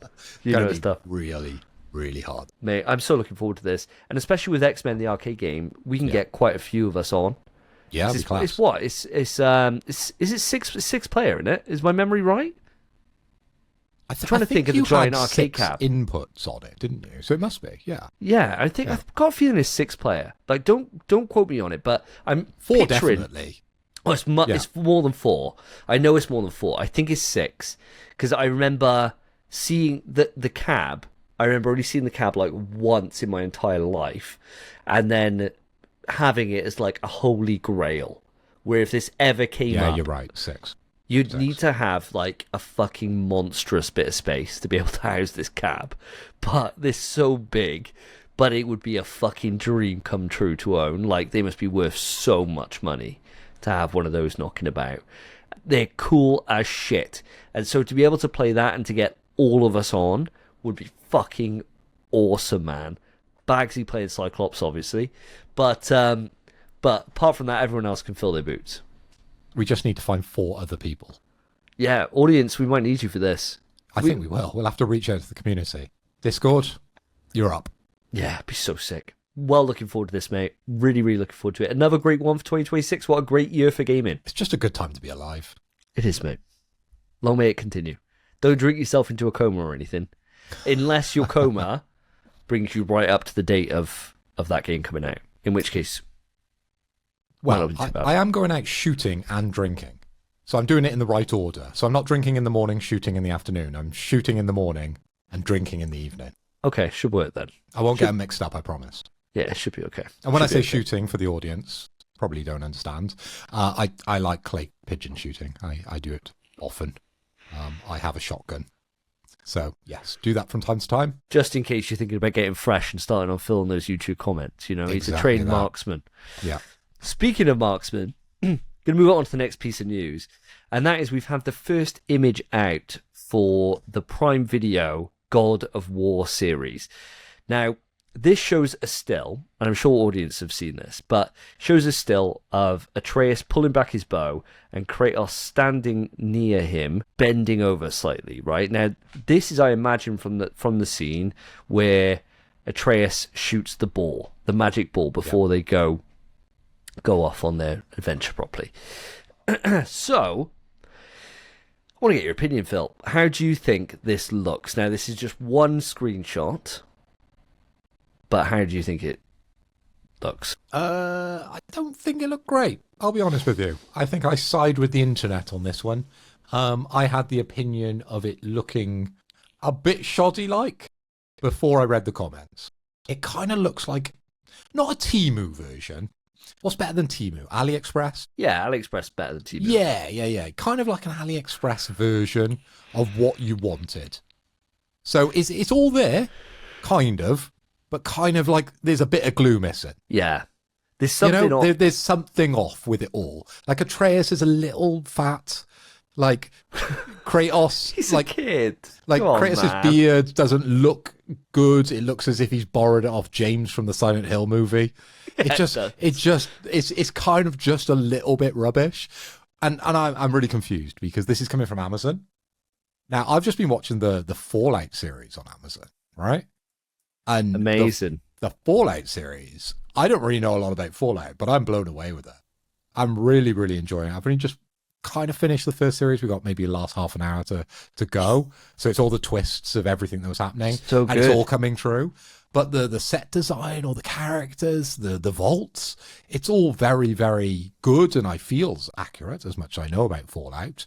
But this one just feels a bit, like there's something missing.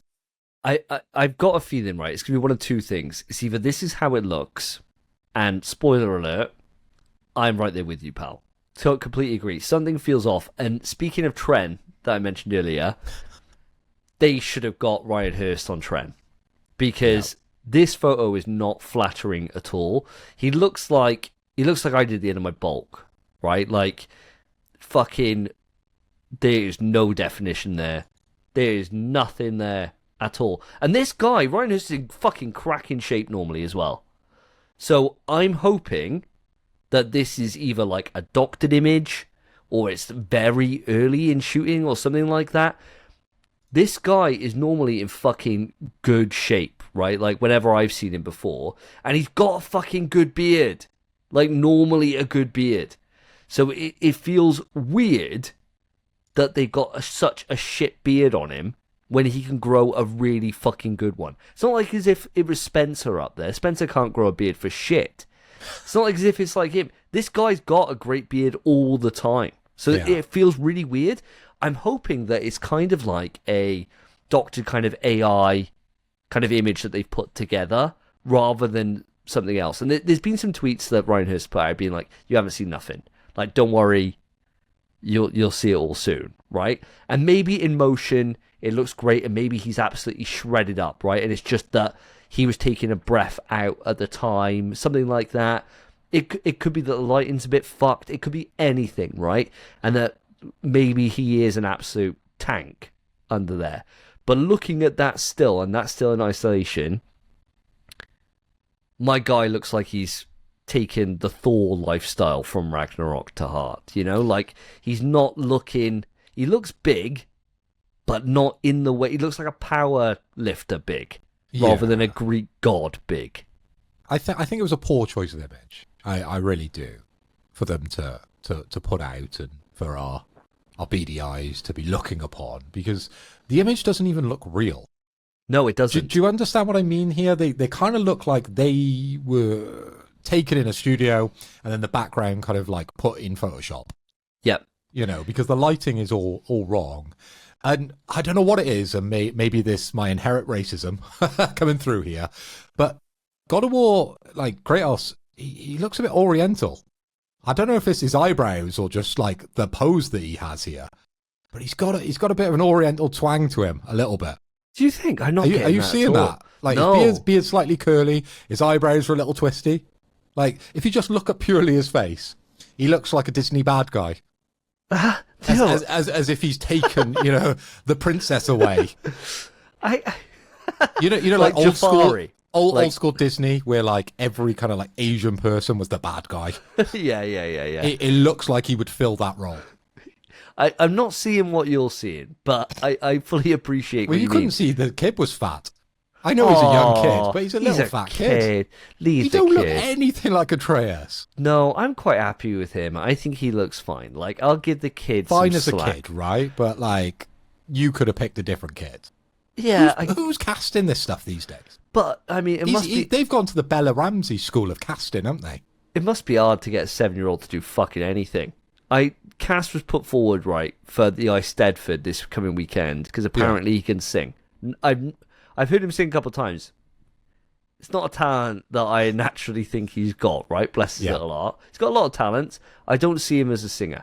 Anyway, he got second place in school. So he did really well. He was put up for the National Eisteddfod to go up and sing this Saturday, right? Huge deal.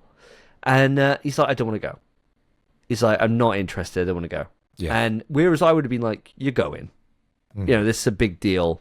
This would be really good for you to, shape you as a person. His mother was like, no, he doesn't have to go. If he doesn't want to do it, don't let him go, which is probably the nicer thing to do. This kid, if he can act at 7, or whatever he is, 7, 8, looks about the same age as my son. Maybe he's 9, right? Fucking crack on. Must be like finding a needle in a fucking haystack getting these kids to do anything, dude. So I give the kids some slack. Whereas this photo of Kratos, the costumes bang on, right? They got the I can agree with you on that. Yeah. The good thing is they got some of the details really correct. So they got the scar in his chest from where he got stabbed by the sword of Olympus, whatever it is, Zeus's sword. They've got that there. They got the scar down the eye. They got the tattoos. They got the costume. It is bang on. Like, absolutely bang on. They haven't tried to water it down, have they? Because I think this was one of our concerns, that we'd get into it and he would kind of like be a hip Kratos, right? Or, like he would go down a different route, right? He wouldn't be as kind of video game accurate. We've seen it so many times in the past where we've had video game adaptations and they've just been inspired by the characters. Hell, look at the Dragon Ball Z movie, right? Like, Jesus those Christ. characters were so far off, weren't they? Both in terms of looks and their costumes. I don't know what was going on there, but this one is staying loyal to the costumes. I can say that. Yeah. What I'm hoping for, right, is I'm hoping that this is what we're thinking, that it's just a bad kind of doctored kind of photo, and that it isn't, that Prime just should have fucking not put this out, right? No. And maybe when we see it in motion, I'll eat these words and I'm praying for it. The thing that gives me hope is that every time I've seen Ryan Hurst in anything, he is physically imposing. He's a big guy. I think he's like 6'8", something like that.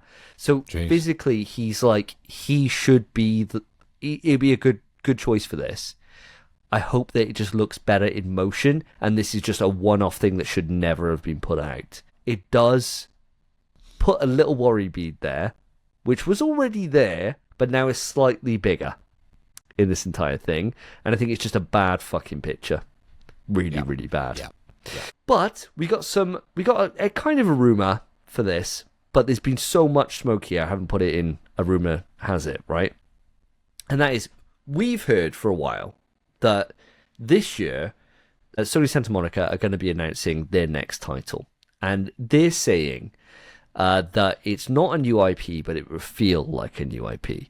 The rumor mill at the moment is going wild with that Faye, Kratos' dead wife from God of War, is rumored to be the lead character of their next game. So I imagine it would be a prequel. And the cool things would be is that we know that she's a fucking badass from what we see in Rag, especially, with that there's a lightning bolt frozen in the sky from where she thought for, and she was able to fight him to a standstill, right? She's a giant. She has the fucking axe. She gives that to Kratos. It writes itself, right? She's going to be a fucking absolute powerhouse. I think it would be a fucking cool idea.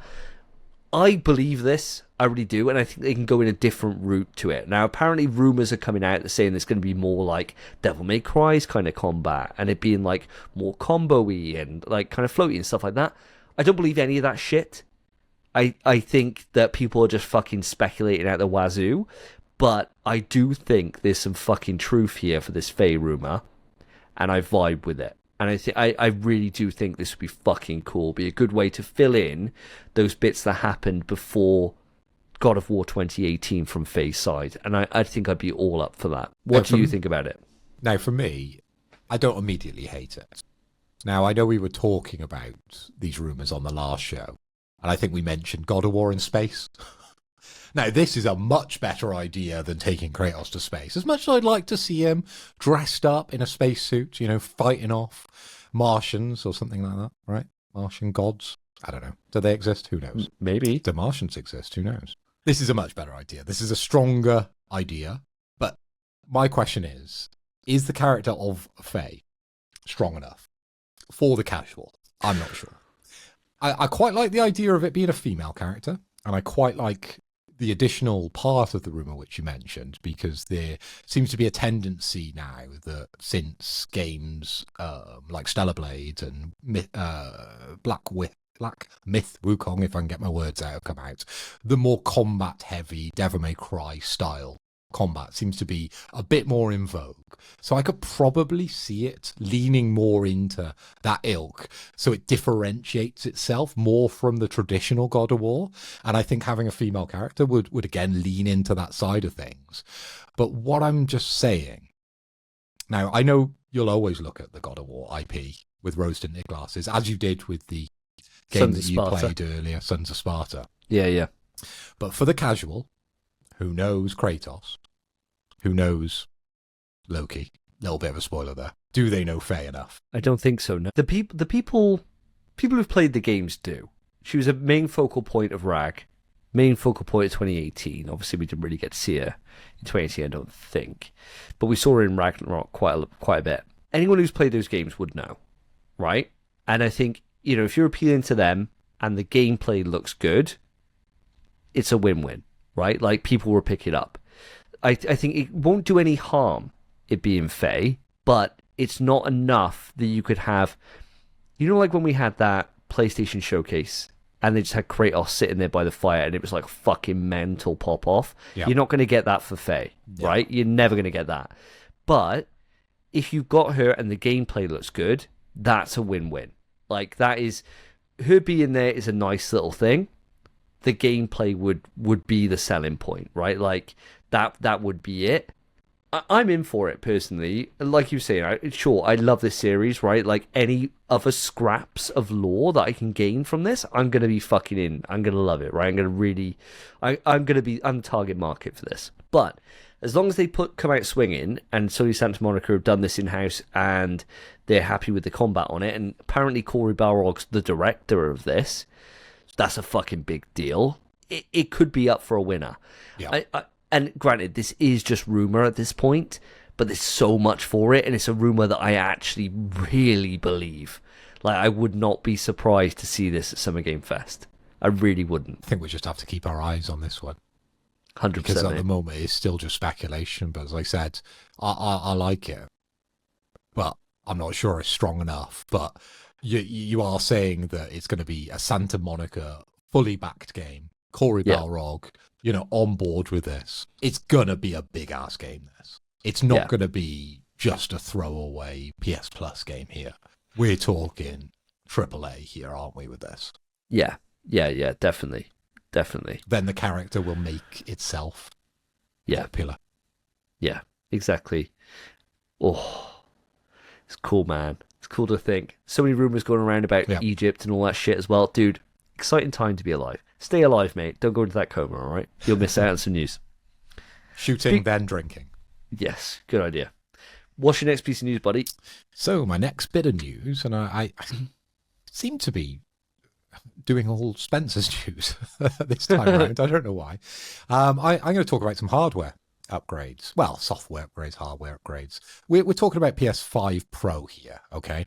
And this is the upgrade to PSSR. And for people that aren't in the know, this is the PlayStation Spectral Super Resolution, okay?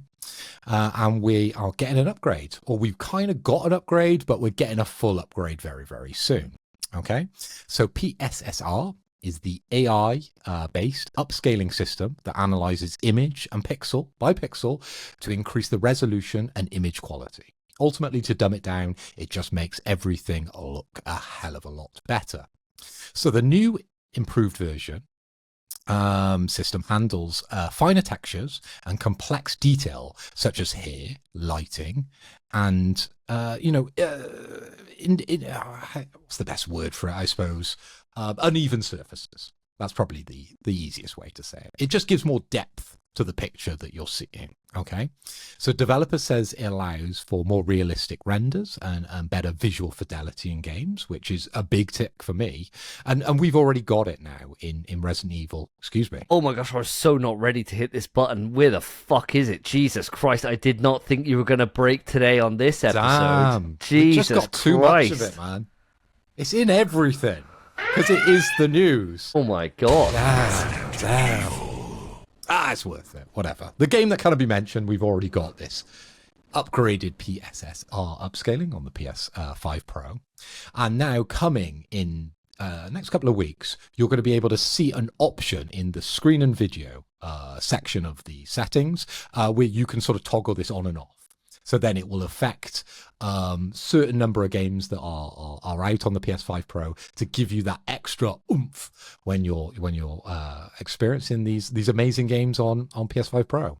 And of course, I've hit the button there and said the words that cannot be mentioned. And I am playing it. And this game, honestly, like PS5 Pro, wow.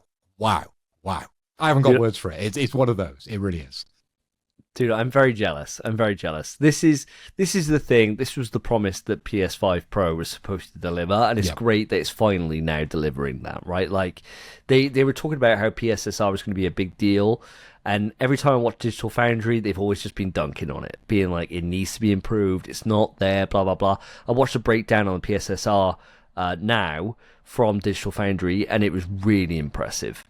So I think this is the thing, where if I had the TV ready to go to be able to support a PS5 Pro, this would be the thing now. With this being out, it'd be like, right, well, this is a fucking no-brainer. It turns out I don't have the TV for it.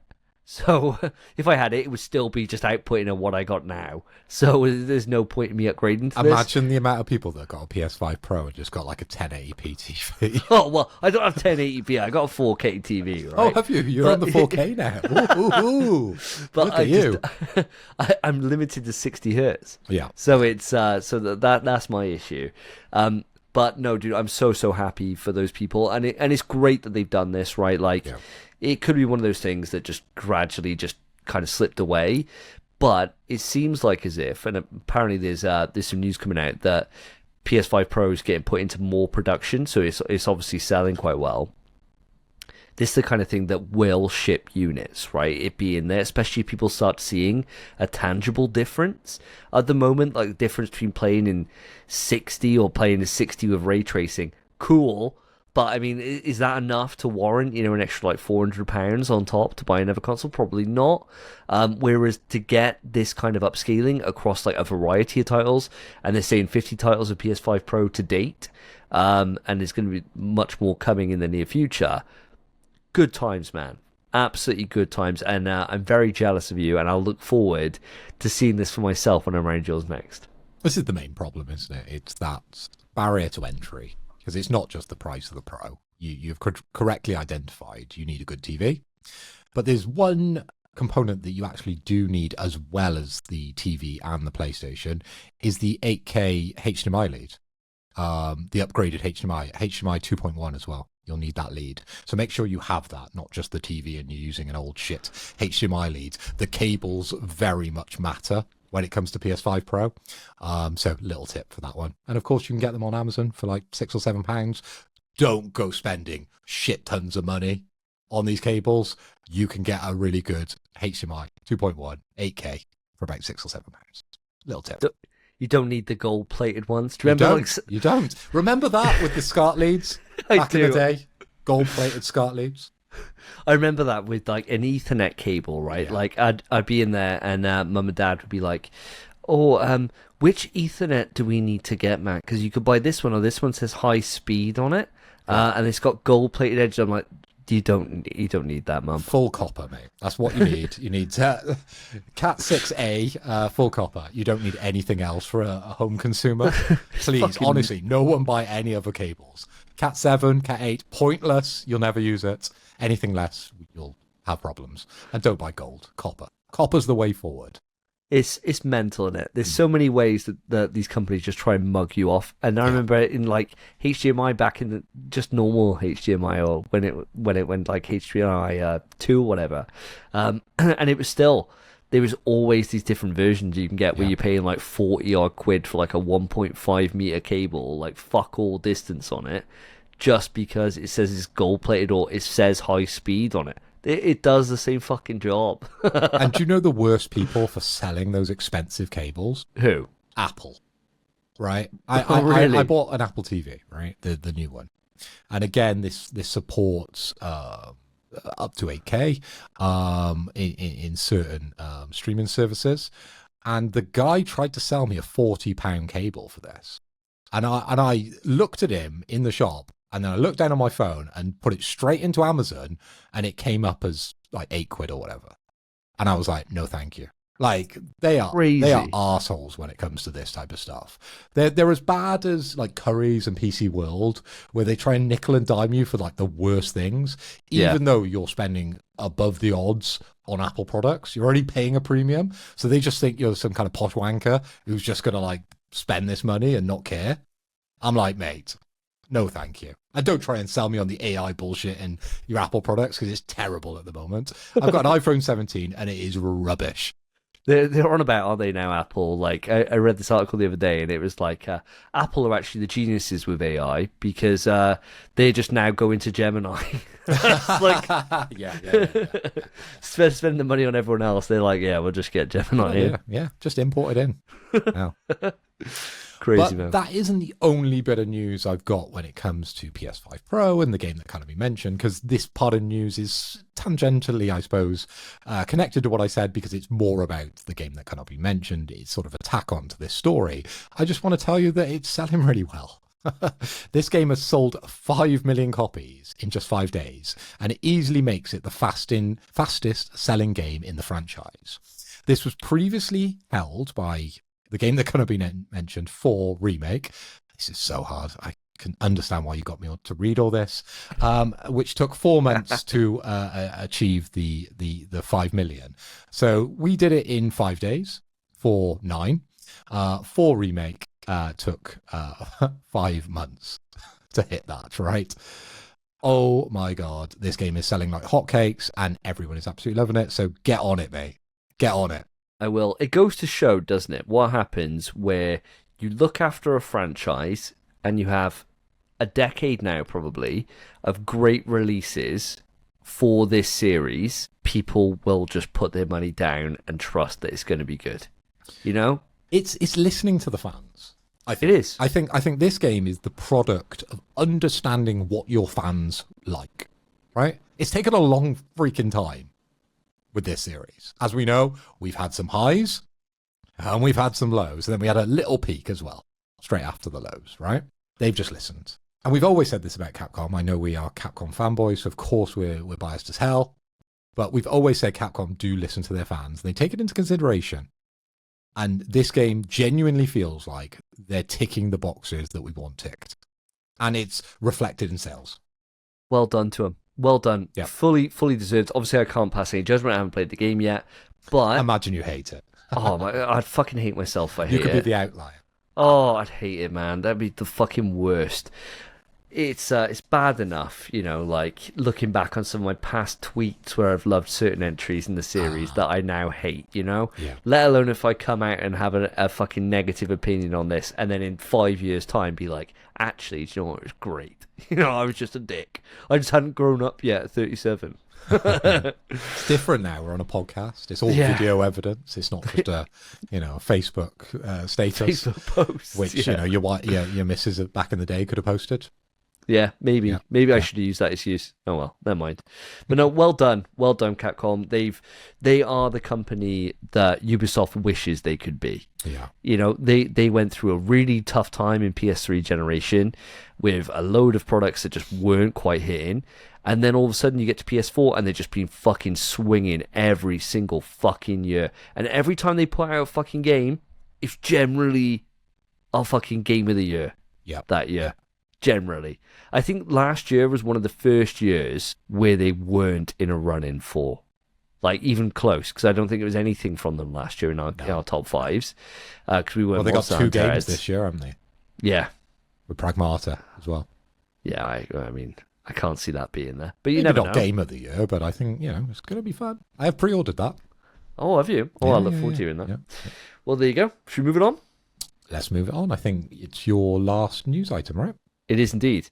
So I've got 2 bits of news here, but I've kind of rolled them up into one because it's more so around, first off, an update. So last episode, we were there reacting to the fact that Bluepoint had been announced to be closed, right? And we were speculating on a few different pieces of information that felt like we were reading them the right way. Namely being a case that Bluepoint weren't put on to do the Bloodborne remake, and we couldn't understand a reality why that wasn't the case, right? And why they didn't pitch for it. What the fuck were they doing? Blah, blah, blah. Turns out that Bloomberg have done some investigative reporting here, which is very good of them. And they said in there that Bluepoint Games had pitched a Bloodborne remake. Sony weren't the ones to turn it down. FromSoft did. Now, done more reading into this, right?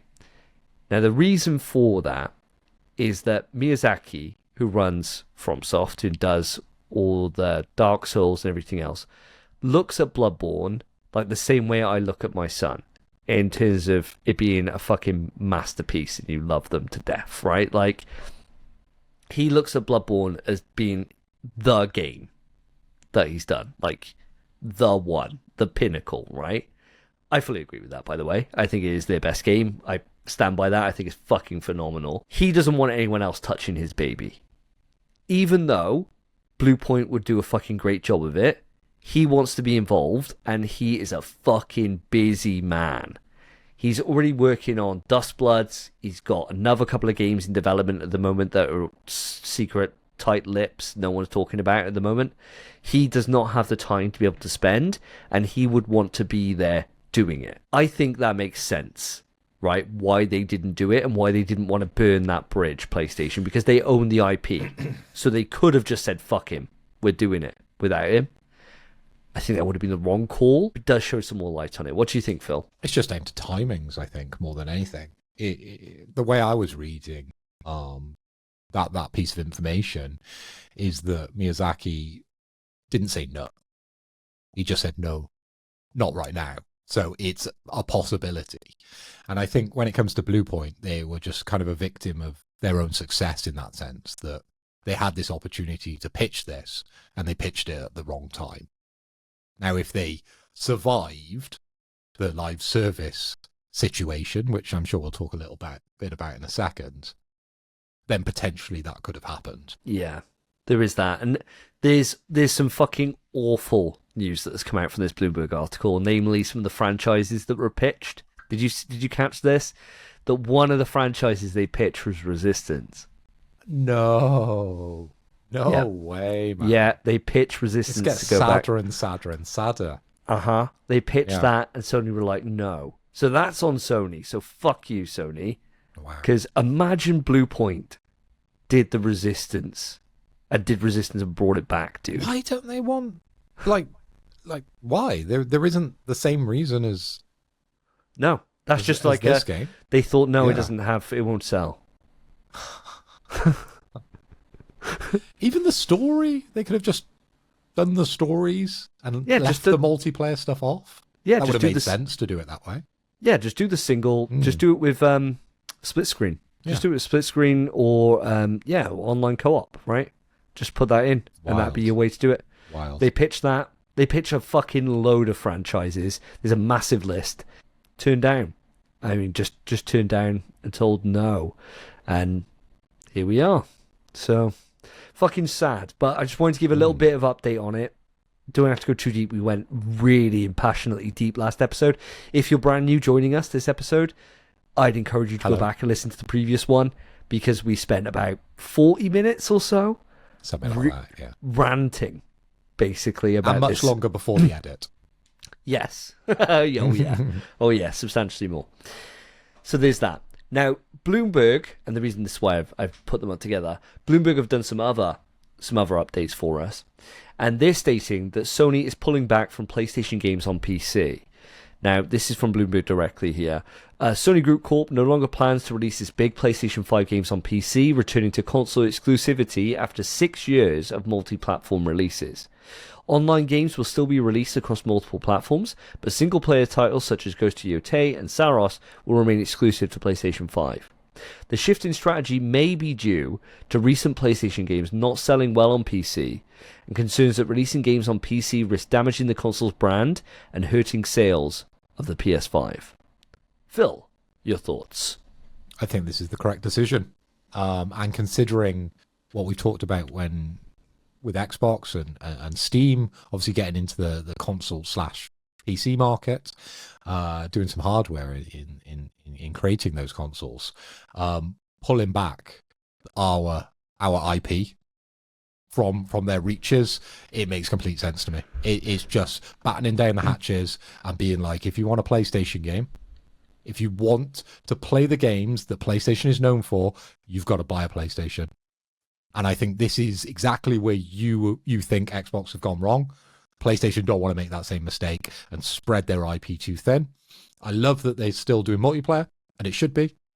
And we should still get cross-platform stuff. But when it comes to the single-player games, such as Ghost of Yotei and Saros, etc., let's keep them to ourselves, baby. Completely agree, man. I completely agree. I think the thing is, this would have been a different conversation, a much harder one, if they'd been selling like hotcakes. Exactly. You know, if you were looking at it and God of War Ragnarok had sold another 10 million units because of its port to PC, that would have probably been a much more difficult decision to make. But the fact they're selling like only 800,000 or whatever in some cases, I think like Spider-Man 2 sold like 600k over there. It's like 20 million over here. And you think like, sure, well, everyone bought it, would have had a PlayStation, right? But no, that's not always the case, right? There's people that just aren't in this ecosystem. Helldivers is fucking true to that. You see how many fucking games that sold over there on PC. It doesn't work like that. Ultimately, at the end of the day, this is the fucking smarter decision. I fully agree. I know people have this fucking bee in their bonnet about exclusivity with consoles and stuff. I am not there. I fucking love exclusives. I think it's the reason to buy into an ecosystem. It's why I'm going to buy into Nintendo. It's why I buy a PlayStation. It's why I would buy a fucking Xbox if they did them. It's just, it makes sense. And this is a logical step, and it does make sense to protect your brand. It really does. And that is it for quick news. We got nothing else to go through, my dude. It feels weird us not doing games and stuff. Yeah. I'm looking forward to Big Quiz when we get a new king in who's able to initiate some games, right? Granted, they may have a shorter reign than we would ultimately like, but maybe if it's Spencer, he picks a shit game, so we're happy that we only get 6 of them. That's right? the way the cookie's going to crumble. It is, mate, it is. But with that, we shall move it on to our topic, and our topic is listener questions.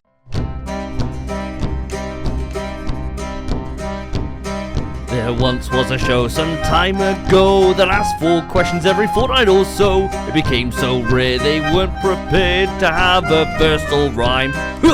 Oh God, I'm scrambling now to get a word that rhymes, so how can I wrap this up? I'll take this mail and go. For all you lore heads out there in PS We Trust wiki that I'm sure will exist at some point when one of you lazy bastards decides to make one. Whenever that does happen, this is the first episode ever since our topic jingle was invented where we haven't played it. Think about that. Huge. That's huge. Massive deal. And it's all because of how I ended the previous segment. So I kind of fucked myself over. If I had just said we're moving on to the topic, could have had topic jingle and said, this topic's all about listener questions, and then could have had the mail. But, ayo, there it is. Right. Listener questions. So our first one is a miscellaneous. So we've had questions from this chap quite a number of times now, but doesn't want his name out there. So we shall respect that as always. And all of these questions today are from the Discord. So if you're not in the Discord, what are you doing with yourself? That's where we're going now. I didn't even put a tweet out this time to ask for questions. Couldn't even be fucking asked. Just went back to the Discord and just asked in there. So that is going to be the thing now where I'm going to source questions from. Unless you're on Spotify and you put something in the comments, because I will definitely see that. Here we go. Question is, do you think there's been innovation in the, and we can say this engine name, by the way, because it's not what it means. It's not what it means. No, it's not. In the RE engine. Oh, okay. I'll tell you what. I'm going to turn off the button for this one. Are you all right turning off the button? Because right. I think we might need to mention some of these games. I think we will. All right, buttons off. Do you think there's been innovation in the RE engine in the Resident Evil titles, or do you think like it's gotten samey? Now, Phil, you can answer this for Requiem, and I can't. So I'm going to come to you first because I think you can give a more more thorough picture, because obviously the only titles I can talk about for the RE engine are everything from 7 onwards, excluding Requiem. Over to you, pal. So I was just having a look what games are actually on the RE engine. So this is the list that has come up, or the AI overview on Google, okay? So it might not be 100% right, but we'll trust it enough to build the conversation around it. So we've got Resident Evil remakes 2, 3, and 4. We've got Resident Evil Village, Devil May Cry 5, Monster Hunter Rise and Wilds, Street Fighter 6, and Dragon's Dogma 2, as well as Resident Evil 7. Okay? Yeah. Sounds right to me, that does. That does sound right. Yeah. So now we've got Resident Evil 9 on the RE engine as well. Now, I get where this mysterious person is coming from with this, because I think when we're looking at the Resident Evil games, and we'll probably concentrate this conversation more around these games because these are the ones we've played a lot more. I know you've played a lot of Street Fighter, but for me personally, I've been much more of an addict to the Resident Evil games. I think it makes sense to keep it to Resident Evil. The question specifically is about the Resident Evil titles, isn't it, within the RE engine? So I think that's a fair point to frame it around that, rather than the diversity of the portfolio that the RE engine has been able to perform. I think it does make sense to frame it around Resident Evil here. Yeah, all right then. So we can kind of split it up to, the early remakes, so 2, 3, and 4. Then we can look at Village and 7, and then we can look at 9, I would say is probably quite different, right? So the remakes are what they are, and I think they look amazing. Each one, I think, had a step up in the time that they were made through 2, 3, and then 4. I think 4 easily looks the best of the 3. And then moving into the kind of newer first person versions of Resident Evil with Village and 7. Now, these were different again, and I would say they were a step up in terms of graphical fidelity and what the games were trying to achieve. But if you listen to the start of the show, and I don't understand why you would have jumped straight to listener questions, if you're so up yourself, you just need to hear about yourself, and maybe you are that person, and then you would have missed out all the amazing things that I have said about Resident Evil 9. This game is a huge step up. Now, a lot of it has to do with PSSR, as I talked about within the news, so you have to listen to the full episode to understand where I'm going with this narrative. But boy, howdy, that game looks incredible. And the engine here is powering that. So yes, I'm going to disagree. I think every game has had a step up, and I think they're massively noticeable for people who obsess about these games, because the detail is in the detail here. They get better each time, and Resident Evil 9 is testament to that. It is the most beautiful Resident Evil game that I've ever seen, and it's up there with the most beautiful games that I've seen. Wow. How does the hair look? Because this is always my concern. This was your criticism, wasn't it? My RE engine issue when it comes to Resident Evil has always been the hair. The hair always looks dodgy, especially on girls. Always looks dodgy. The criticism came from, I totally forget the name off the top of my head. The DLC that we had for 8, wasn't it? Well, it started with 7 with is it Mia, his girlfriend? It is, right? Yes, in 7? Yes. It started there as being like, oh, okay, this doesn't look as good as the rest of the game looks, but it was a PS4 title, first entry of the RE engine, so you're like, okay, it'll be fine. And then as times have gone on, it's improved in a lot of ways. I remember there was an option in 4 Remake where the difference between performance and like fidelity was Leon's hair. Right, and I was like, I'm not cutting my frame rate down for Leon's hair, right? I don't know. care You need that those much. Frames, right? In the Resident Evil games. What are you doing 4? 4's fucking chaotic, bro. Yeah, or in the harder settings. Yeah. So come on. But okay, I don't need to have Leon's hair looking a little bit more fuller and shinier, right, in the moonlight. I don't the newest one. Oh, my man's been putting in the Head and Shoulders. He's looking good these days. I saw something on Twitter today, and we're going slightly off track, so we're talking about Leon's hair, but they did like a real representation of what Leon should look like, and he's a bald man. Probably like haggard, right? Not this like kind of good looking aging fine wine, with perfect curtains. Love that. Has 9 sorted the hair problem? Sorted is a very strong word. Oh no! I would say compared to 7, yeah. Yeah. Like, oh my god, night and day. And then the DLC for 8, wasn't it? I remember the criticism for that with Rose, wasn't it? Yeah. When she was walking around with fucking superpowers. Yeah. Like, why did they make that choice? Capcom, I praised you in the news, saying you listened to your fans, and I'm glad you did listen, because we've deaded that character for all intents and purposes. I haven't heard anything about Rose so far. And maybe I'm missing some finer details in 9. And I hope she doesn't come up, because I don't want to go down the Alice route with this one. I never wanted superpowers. That was just ridiculous. And yeah, her hair looked ridiculous. But this newest one, it's much more passable. It does look realer. But is it the best hair that I've seen? No. But we're getting there. And it's an advancement, and I think this is where our mysterious listener was going with this. We are seeing an advancement now in 9. I gotta say, for my own take on this, I completely agree. And I mean, like the difference between 7, if we take it from 7 to 8, I think that's the most drastic difference. There's a console generation there of difference, right? 7 came out on PS4. And I know Village did too, but it was made for PS5. And when we first saw that, and we saw like the halls of Lady Dimitrescu's castle and stuff, and they were all there with like ray tracing all on the ground, it just looked fucking insane. And that game did look great, right? It looked really, really good on its time. It's a proper showstopper when it was first being shown off.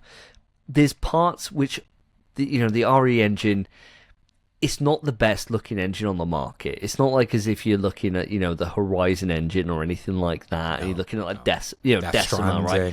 Decima we're talking about, aren't we? Yeah, the Decima engine that Horizon, that Guerrilla invented. It's not that, but it's a fucking damn good engine, and it's very versatile with what it's been able to put out. I don't feel, from what I've played with Resident Evil, that they've gotten samey in the way that they look. I think that samey is one of those things that you can use it in a couple of ways, right? Like, you can use it as both a positive and a negative. And for me, I look at it on a positive in that it's like an identity of the brand, that it all looks like it's all part of the same series, right? And I think that's very important. You could use it on the other way and being like, oh, it's too iterative, right? But realistically, what could they do to make it look different than it does? And I don't think there's an awful lot, right? Like, the differences between something like a Death Stranding and a Resident Evil, it's not night and day. There's not like this difference where it's like you're looking at one, you're like, this is a PS3 game, and now this is a PS5 game. It's not that massive of a divide, right? Even from what I've seen in just like trailers and stuff. It's in the finer detail that the Decima engine really shines, and this isn't a game where you're going to be able to see those kind of levels of detail, right? Like, I can't imagine you're going to have a sandstorm that then you walk through and you go through a lake and then it's dry on the bottom and your sand's in your beard. I can't imagine it's one of those kind of experiences. So you don't have those big sweeping vistas either. Traditionally in Resident Evil games, you're not out in a huge desert, right? No. You're not cresting a mountain and seeing kind of the clouds come, past you. Yeah. That isn't happening in a Resident Evil game. At best, you go outside for a very short amount of time. In the mainline games, at least. In this newest one, I can allude, because you've probably seen it in trailers, you are outside for a little bit with a certain character, but you don't see the same vistas as you would in a Horizon or a Death Stranding. Yeah, so I'm being very careful here what I say. I really appreciate you, but yeah, I don't feel it's gotten samey. I think it does feel iterative, and I don't think there's anything wrong with that. And it's nice that we're both in agreement on that, Phil. It would have been good to hear this listener's point of view on this one, and hear like his or her complaint around this. I don't think there is a complaint. I think it's just a question in terms of, do you think there's been innovation, or do you feel it's gotten samey? I'm going to ask this person on Discord their opinion. Yeah, it'd be quite nice. I want the answer. I want the answer on this one. And listeners, viewers, if you want their answer, you can come into Discord, and then potentially you might even figure out who this person is. But potentially not. Who knows? Well, moving on to the next one. And this is Joseph Thomas, Dayman's written in, the inventor of the In PS We Trust bingo card, which we use this day. I think this episode feels like there's one that's not much on the bingo card this time. I don't know. I've said a few times wax lyrical, haven't I? Have you said up to 11 yet? Oh, I haven't said that, no. But you just did. Oh, does that count? I've said the cookie crumbles. Oh, okay, maybe there's a few. I've said juicer. Yeah, you said juicer. Yeah, there's been a few in there. There's a few. Let us know, audience. Anyway, Dayman's written in, and he said his original question was asking me when I'm going to take my 10 shots for the Bloodborne bet. Now, just to let the audience know, there was a bet on that we'd made, and I've mentioned this bet many times over the show, and it was that the bet was 10 shots on for Bluepoint and making the next game will be Bloodborne Remake. If it's anything else, I take 10 shots. If it came in, it would be 5 shots to Phil and Spence. They agreed. Why wouldn't they, right? Now, I said on the last episode that I've gotten out of this because they're shut. So they're not going to be making anything else. So I can't lose this bet because they're not making anything. So it's like a void. It's like voided off, right? That's my argument. That is a grey area, isn't it? It is a grey area. So Joe's question, Dayman's question is, when did I become such a bitch? Bro, look here, you little rat. If you got a way to get out of taking 10 shots, you're going to fucking do it, all right? And I'm going to be the bigger man here and not just call out. I'm going to leave it in the hands of the audience. If you're on Spotify, there will be a poll that will go up alongside this episode where does Davey deserve his 10 shots? Yes or no? Put your votes in. Whatever the answer is will go on for this big quiz. All right? Fucking hell. I said that. You've got some big balls, mate.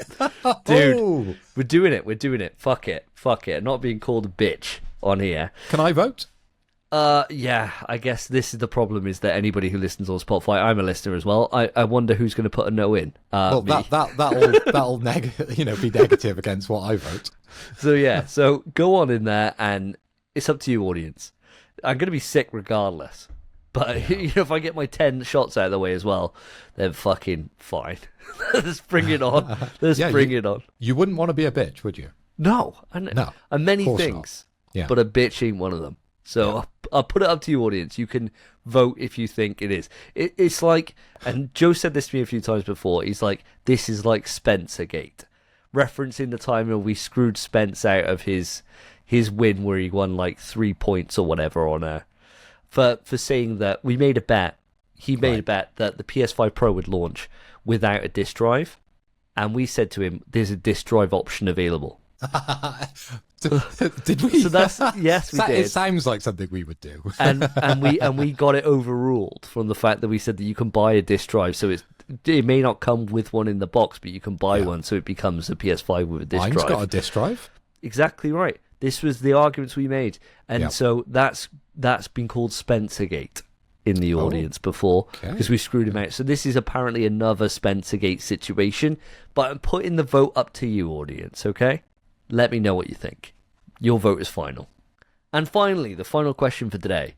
And this is by Tristan. 2 episodes in a row you're being featured, Tristan. He says, if you guys had zero choice and you absolutely had to get it done, what gaming tattoo would you get on your body? What game or series do you love so much that you'd be happy with your choice?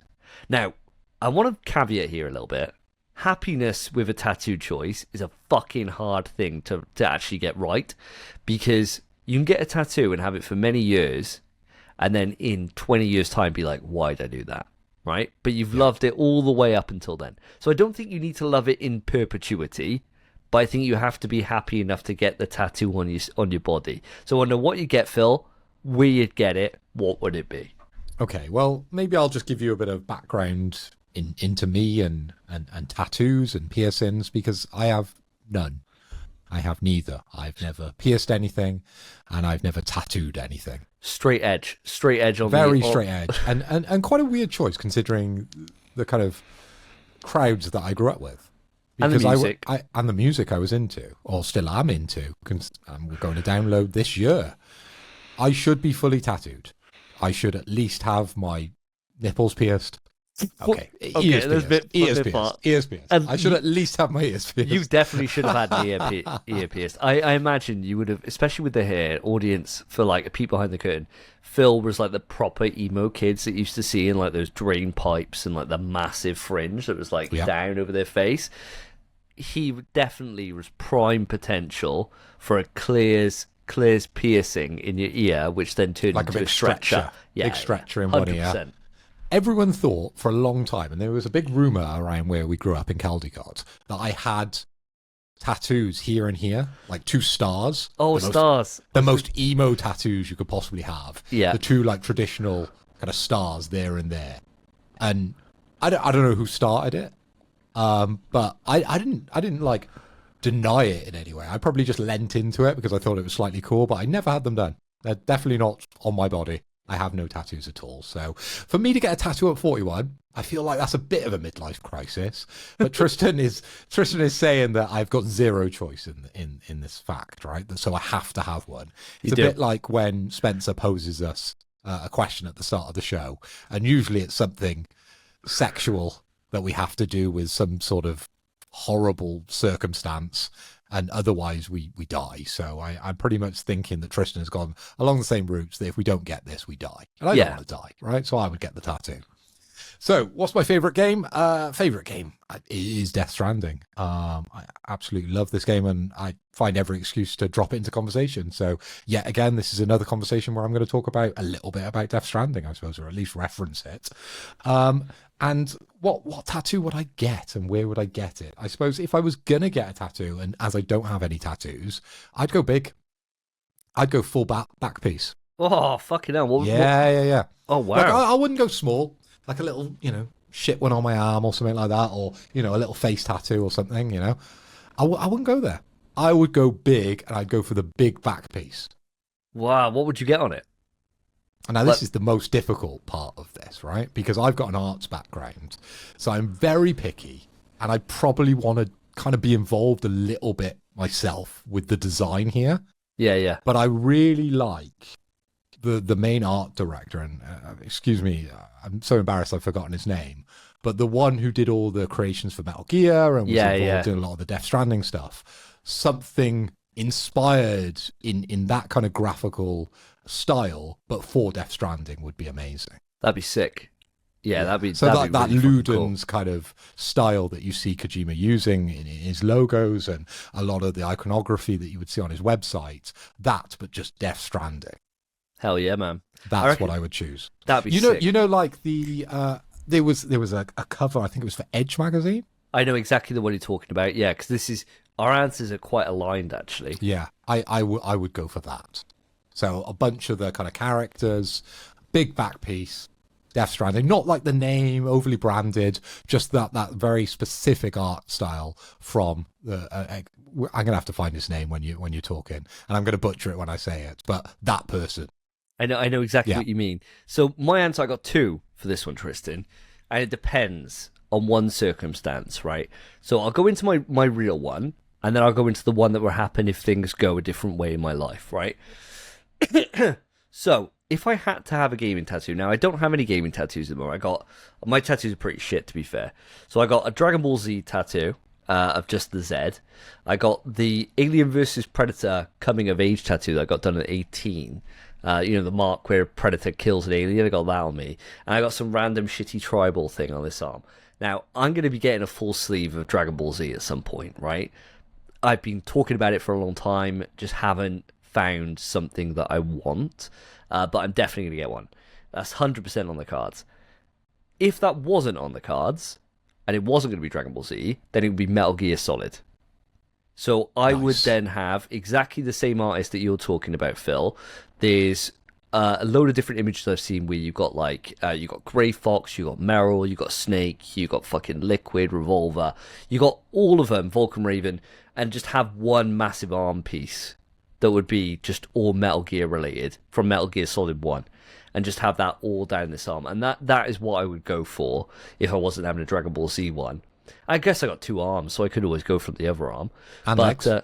I don't want to do legs. I don't like leg tattoos. I don't know why. Other people... Leg sleeves are cool, man. Yeah, I know a lot of people have them, and they're cool, Yeah. right? Like, my ex-wife, her brother-in-law, he's got Goten and Trunks on the back of his legs, and in the see. front he's got Sick. all Dragon Ball stuff, and it looks cool. It does look cool. I don't know why. I've just never want to have my legs done. I've only just wanted my arms done. I never wanted anywhere else really. But if I was going bald and I got on the trend, then at that point I would get full body Kratos done. That's ridiculous. Full body Kratos. Like, and I mean, there's several things that have to happen here. I'm at no risk at the moment of losing my hair. I know this light doesn't do me any favors, but I'm under That stick-on 2P you've got now, they're really realistic. You can get 'em, great. can't they? They are so It's not- good, man. It's not going anywhere, They dude. don't move, do they? No, it's not going anywhere. I'm glad we both invested in them. So I got no risk at the moment of going bald, but if I did, then as soon as it starts happening, I'm bicking straight away, immediately bick, right? Like, I don't think there's nothing worse than somebody fighting to keep it there. Just let it go, right? Just let it go. It's gonna go. Get Just like used Alta to it. said. Let it Let go. it go, let it go, shave it off, bick your head. So I would bick my head immediately, Yeah. and then I'd trend it up. I reckon I'd say to Karen, look, it's gonna be a rough fucking year. This, it's gonna be rough. I'm but going to then be all over the place, gonna but be I'm going to look sick. I'm gonna probably want to beat you up or something really out of character for me. But at the end of the day, Learn to enjoy it. yeah, you're gonna have to vibe with this, right? Like, Yeah. keep me away from the kids because I'll probably end up throwing one out of a window or something. Keep me away from everyone. Just lock me in while I have my trend rage or whatever, and just get fucking yoked. I mean, like, monstrous to the point where I've probably only got 10 more years of life left at that point. Like, the heart's fucking giving out or whatever, but I'd be absolutely yoked. And they'd be like, "He always looked so healthy. I can't believe he died at 41." It's like, well, Phil always said he would outlive him. he was never the same after he found that trend. So yeah, do that and then get full over Kratos. Then I'd at least do all the arms and like up the body. I don't know if I'd do the face and the head. I know it's like a major pivotal part. That's a big fucking deal, that one. Whereas the rest of the body, I reckon I could get done, and I think it would look quite cool. But I don't know if I'd get I don't know if I'd have it over the face, like down here. You've Bit got much. to have the lifestyle to support having it on the face, haven't you? Yeah, and I'm not No. very good at like physical stuff. So like I wouldn't be good at throwing an axe or doing these things, right? Like I wouldn't be good. Like we go to that bar in Cardiff where you throw axes and I'd be shit. So it's like you can't look like the god of war and be shit at everything that makes him like that. I don't know. Or just have the tattoos and not the muscles. Yeah, all that's That the would, worst. That would be the worst. funny. It's much like when we, go to cosplay events and you get like a fat Darth Vader. It's Oh, like you need the body to represent the character. So if you're going full tattoos, you need to look like the man to be the man. You do. There is nothing worse. You're right. Like cosplay, especially, and fair play to people, right? Because I don't have the self-confidence for this. But there's people walking around that are in costumes that they should not be wearing, right? Like they're so out of shape or whatever, and they're wearing either skin-tight lycra or they're wearing like their fucking tops out, Or like and the you're like- shortest dress, and you're like, my God. Like, I can see everything, and I don't want to see everything. That's a Yeah. criticism on me, because I'm looking. yeah, of course. I shouldn't Yeah, be looking. But it's like a car crash. You kind of look, right? Everyone Yeah, slows you down on the can't- motorway, right? Yeah, you can't look, and everyone looks Yeah. all right after enough beer, But it's That's why we drink at cosplay events. exactly right. But no, it's one of those things. I wish I had the confidence for that. But you see Yeah. people walking around, and they do look, like the character, but they're not in the right shape. We're going to Comic-Con this year. We're going to New York Comic-Con. We are. I'm training pretty hard to get into that fucking Cyclops outfit this year, buddy. I'm telling you now. And I know that you're going as Gambit, so that's going to be a very tight-fitting outfit. Tight. So I hope you're on just the vodka and sodas tomorrow, and not putting beers down. That's what it's about, isn't it? You just need to get as shredded as hell. But Gambit's got a little bit of protection because he's wearing a big trench coat as well. So it's not all just skin tight, latex or figure hugging costume, which you're imagining. Oh, Eyes up here, mate. He's going to be wearing a jacket, so I think I'll be fine. But we'll see. We'll see. But just going back to the art director, Yoji Shinkawa. Maybe I butchered his name, but that sounds Japanese enough, doesn't it? So he's the art director that would be, of course, creating mine and your tattoos if and when we have them. But tattoos are a weird one, right? Because I find them, again, so intriguing, but I've never had one, right? My Instagram is full of just people getting tattooed. I think it's because I just get drawn into it. You know, like Instagram just picks up on things that you end up spending a lot of time looking at. So obviously the tattoo stuff, I just get so intrigued with it. Okay. And a lot of it is the blackout culture. Oh yeah, you know what that is, right? Yeah. Where they completely ink up. So it might be that they do their whole neck like black. And like, it is never really to cover things up either. It's just I want that section of my body black. I reckon that's quite cool. Yeah, I do as well. And the first time I saw it was Timmy C from Rage Against the Machine, but he was in Audio Slave. Do you remember that? Where he had the two bits here and he had the like top half of his body all like blue, because I don't think he did black in those days. And it looked cool at the time. And that was like the first one I sort of saw. But nowadays it's so kind of like ubiquitous. You kind of see it everywhere, right? You just see people walking down the street with these very intense colors. And it's the new way of tattooing these days. It's cool. It takes a long ass time. My ex-wife's she covered her arms up and started on her chest, and that was blackout, and took donks for her. Yeah, fair enough. Fair play to people. I mean, like, I'd just be happy with her sleeves, to be honest, and just get them done. But hey, one of those things, listeners, that you got to pray for one or two outcomes here. You got to pray that either I start going bald, and then you start seeing little tattoos creeping up, it's like snaking up, and all of a sudden it's just like this. The first thing you notice be the bick, right? The first thing you notice be the bick, and then you notice on the next time I'm wearing like a size, like extra small t-shirt, and I'm just fucking monstrous in it. You just sat there in pants. Yeah, just fucking shredded, like sweating, really angry. What did you say about God of War? Really fucking angry, and that's when you know it's coming. Yeah. You see, either that or whatever. I guess just get a Metal Gear one. But audience, thank you ever so much for writing in. Really appreciate all your questions. It's been a pleasure. It's been strange doing a duocast, Phil. I mean, like, it's great. Don't get me wrong. Strange in a good way. It's strange in a good way, but there's something missing. There is. Next week will be fun because next week is going to be weird because we're either recording early so you can get me in there and it's a trio, or you guys, it's going to be a duocast, you and Spence, which has never happened. I don't think it's going to happen. We need you. You're the host with the most. Can't have a show without the host, mate. Audience, another thing you could do, if you want to have a duo cast of Phil and Spence, then write in and let us know, because I'm desperate. I'm always pushing for it, and they never go for it. So just let me know, and we'll do the will of the people. But that is it for episode 131 of In PS We Trust, a PlayStation podcast. It's been an absolute pleasure. If you want to support the show, there's a couple of ways you can do so. The first is you can go on to anywhere that you listen to a podcast and put a rating on. If you're on Spotify, then we're holding strong on 4.9 stars, which is fantastic. So thank you to everyone that has done that. If you haven't done it and you listen to the show, then please consider putting a 5-star on there. It really does help us.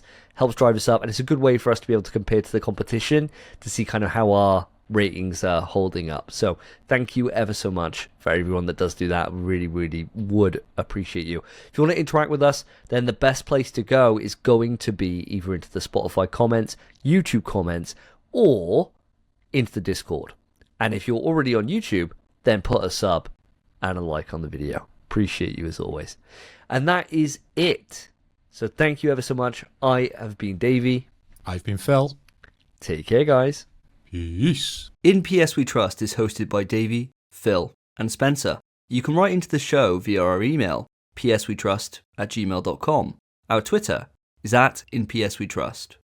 To find each of us online, follow our Twitters, @SSJDavey, @PhilipHoy, @SpenPie_. Thank you for listening. Take care of yourselves. Take care of each other. See ya.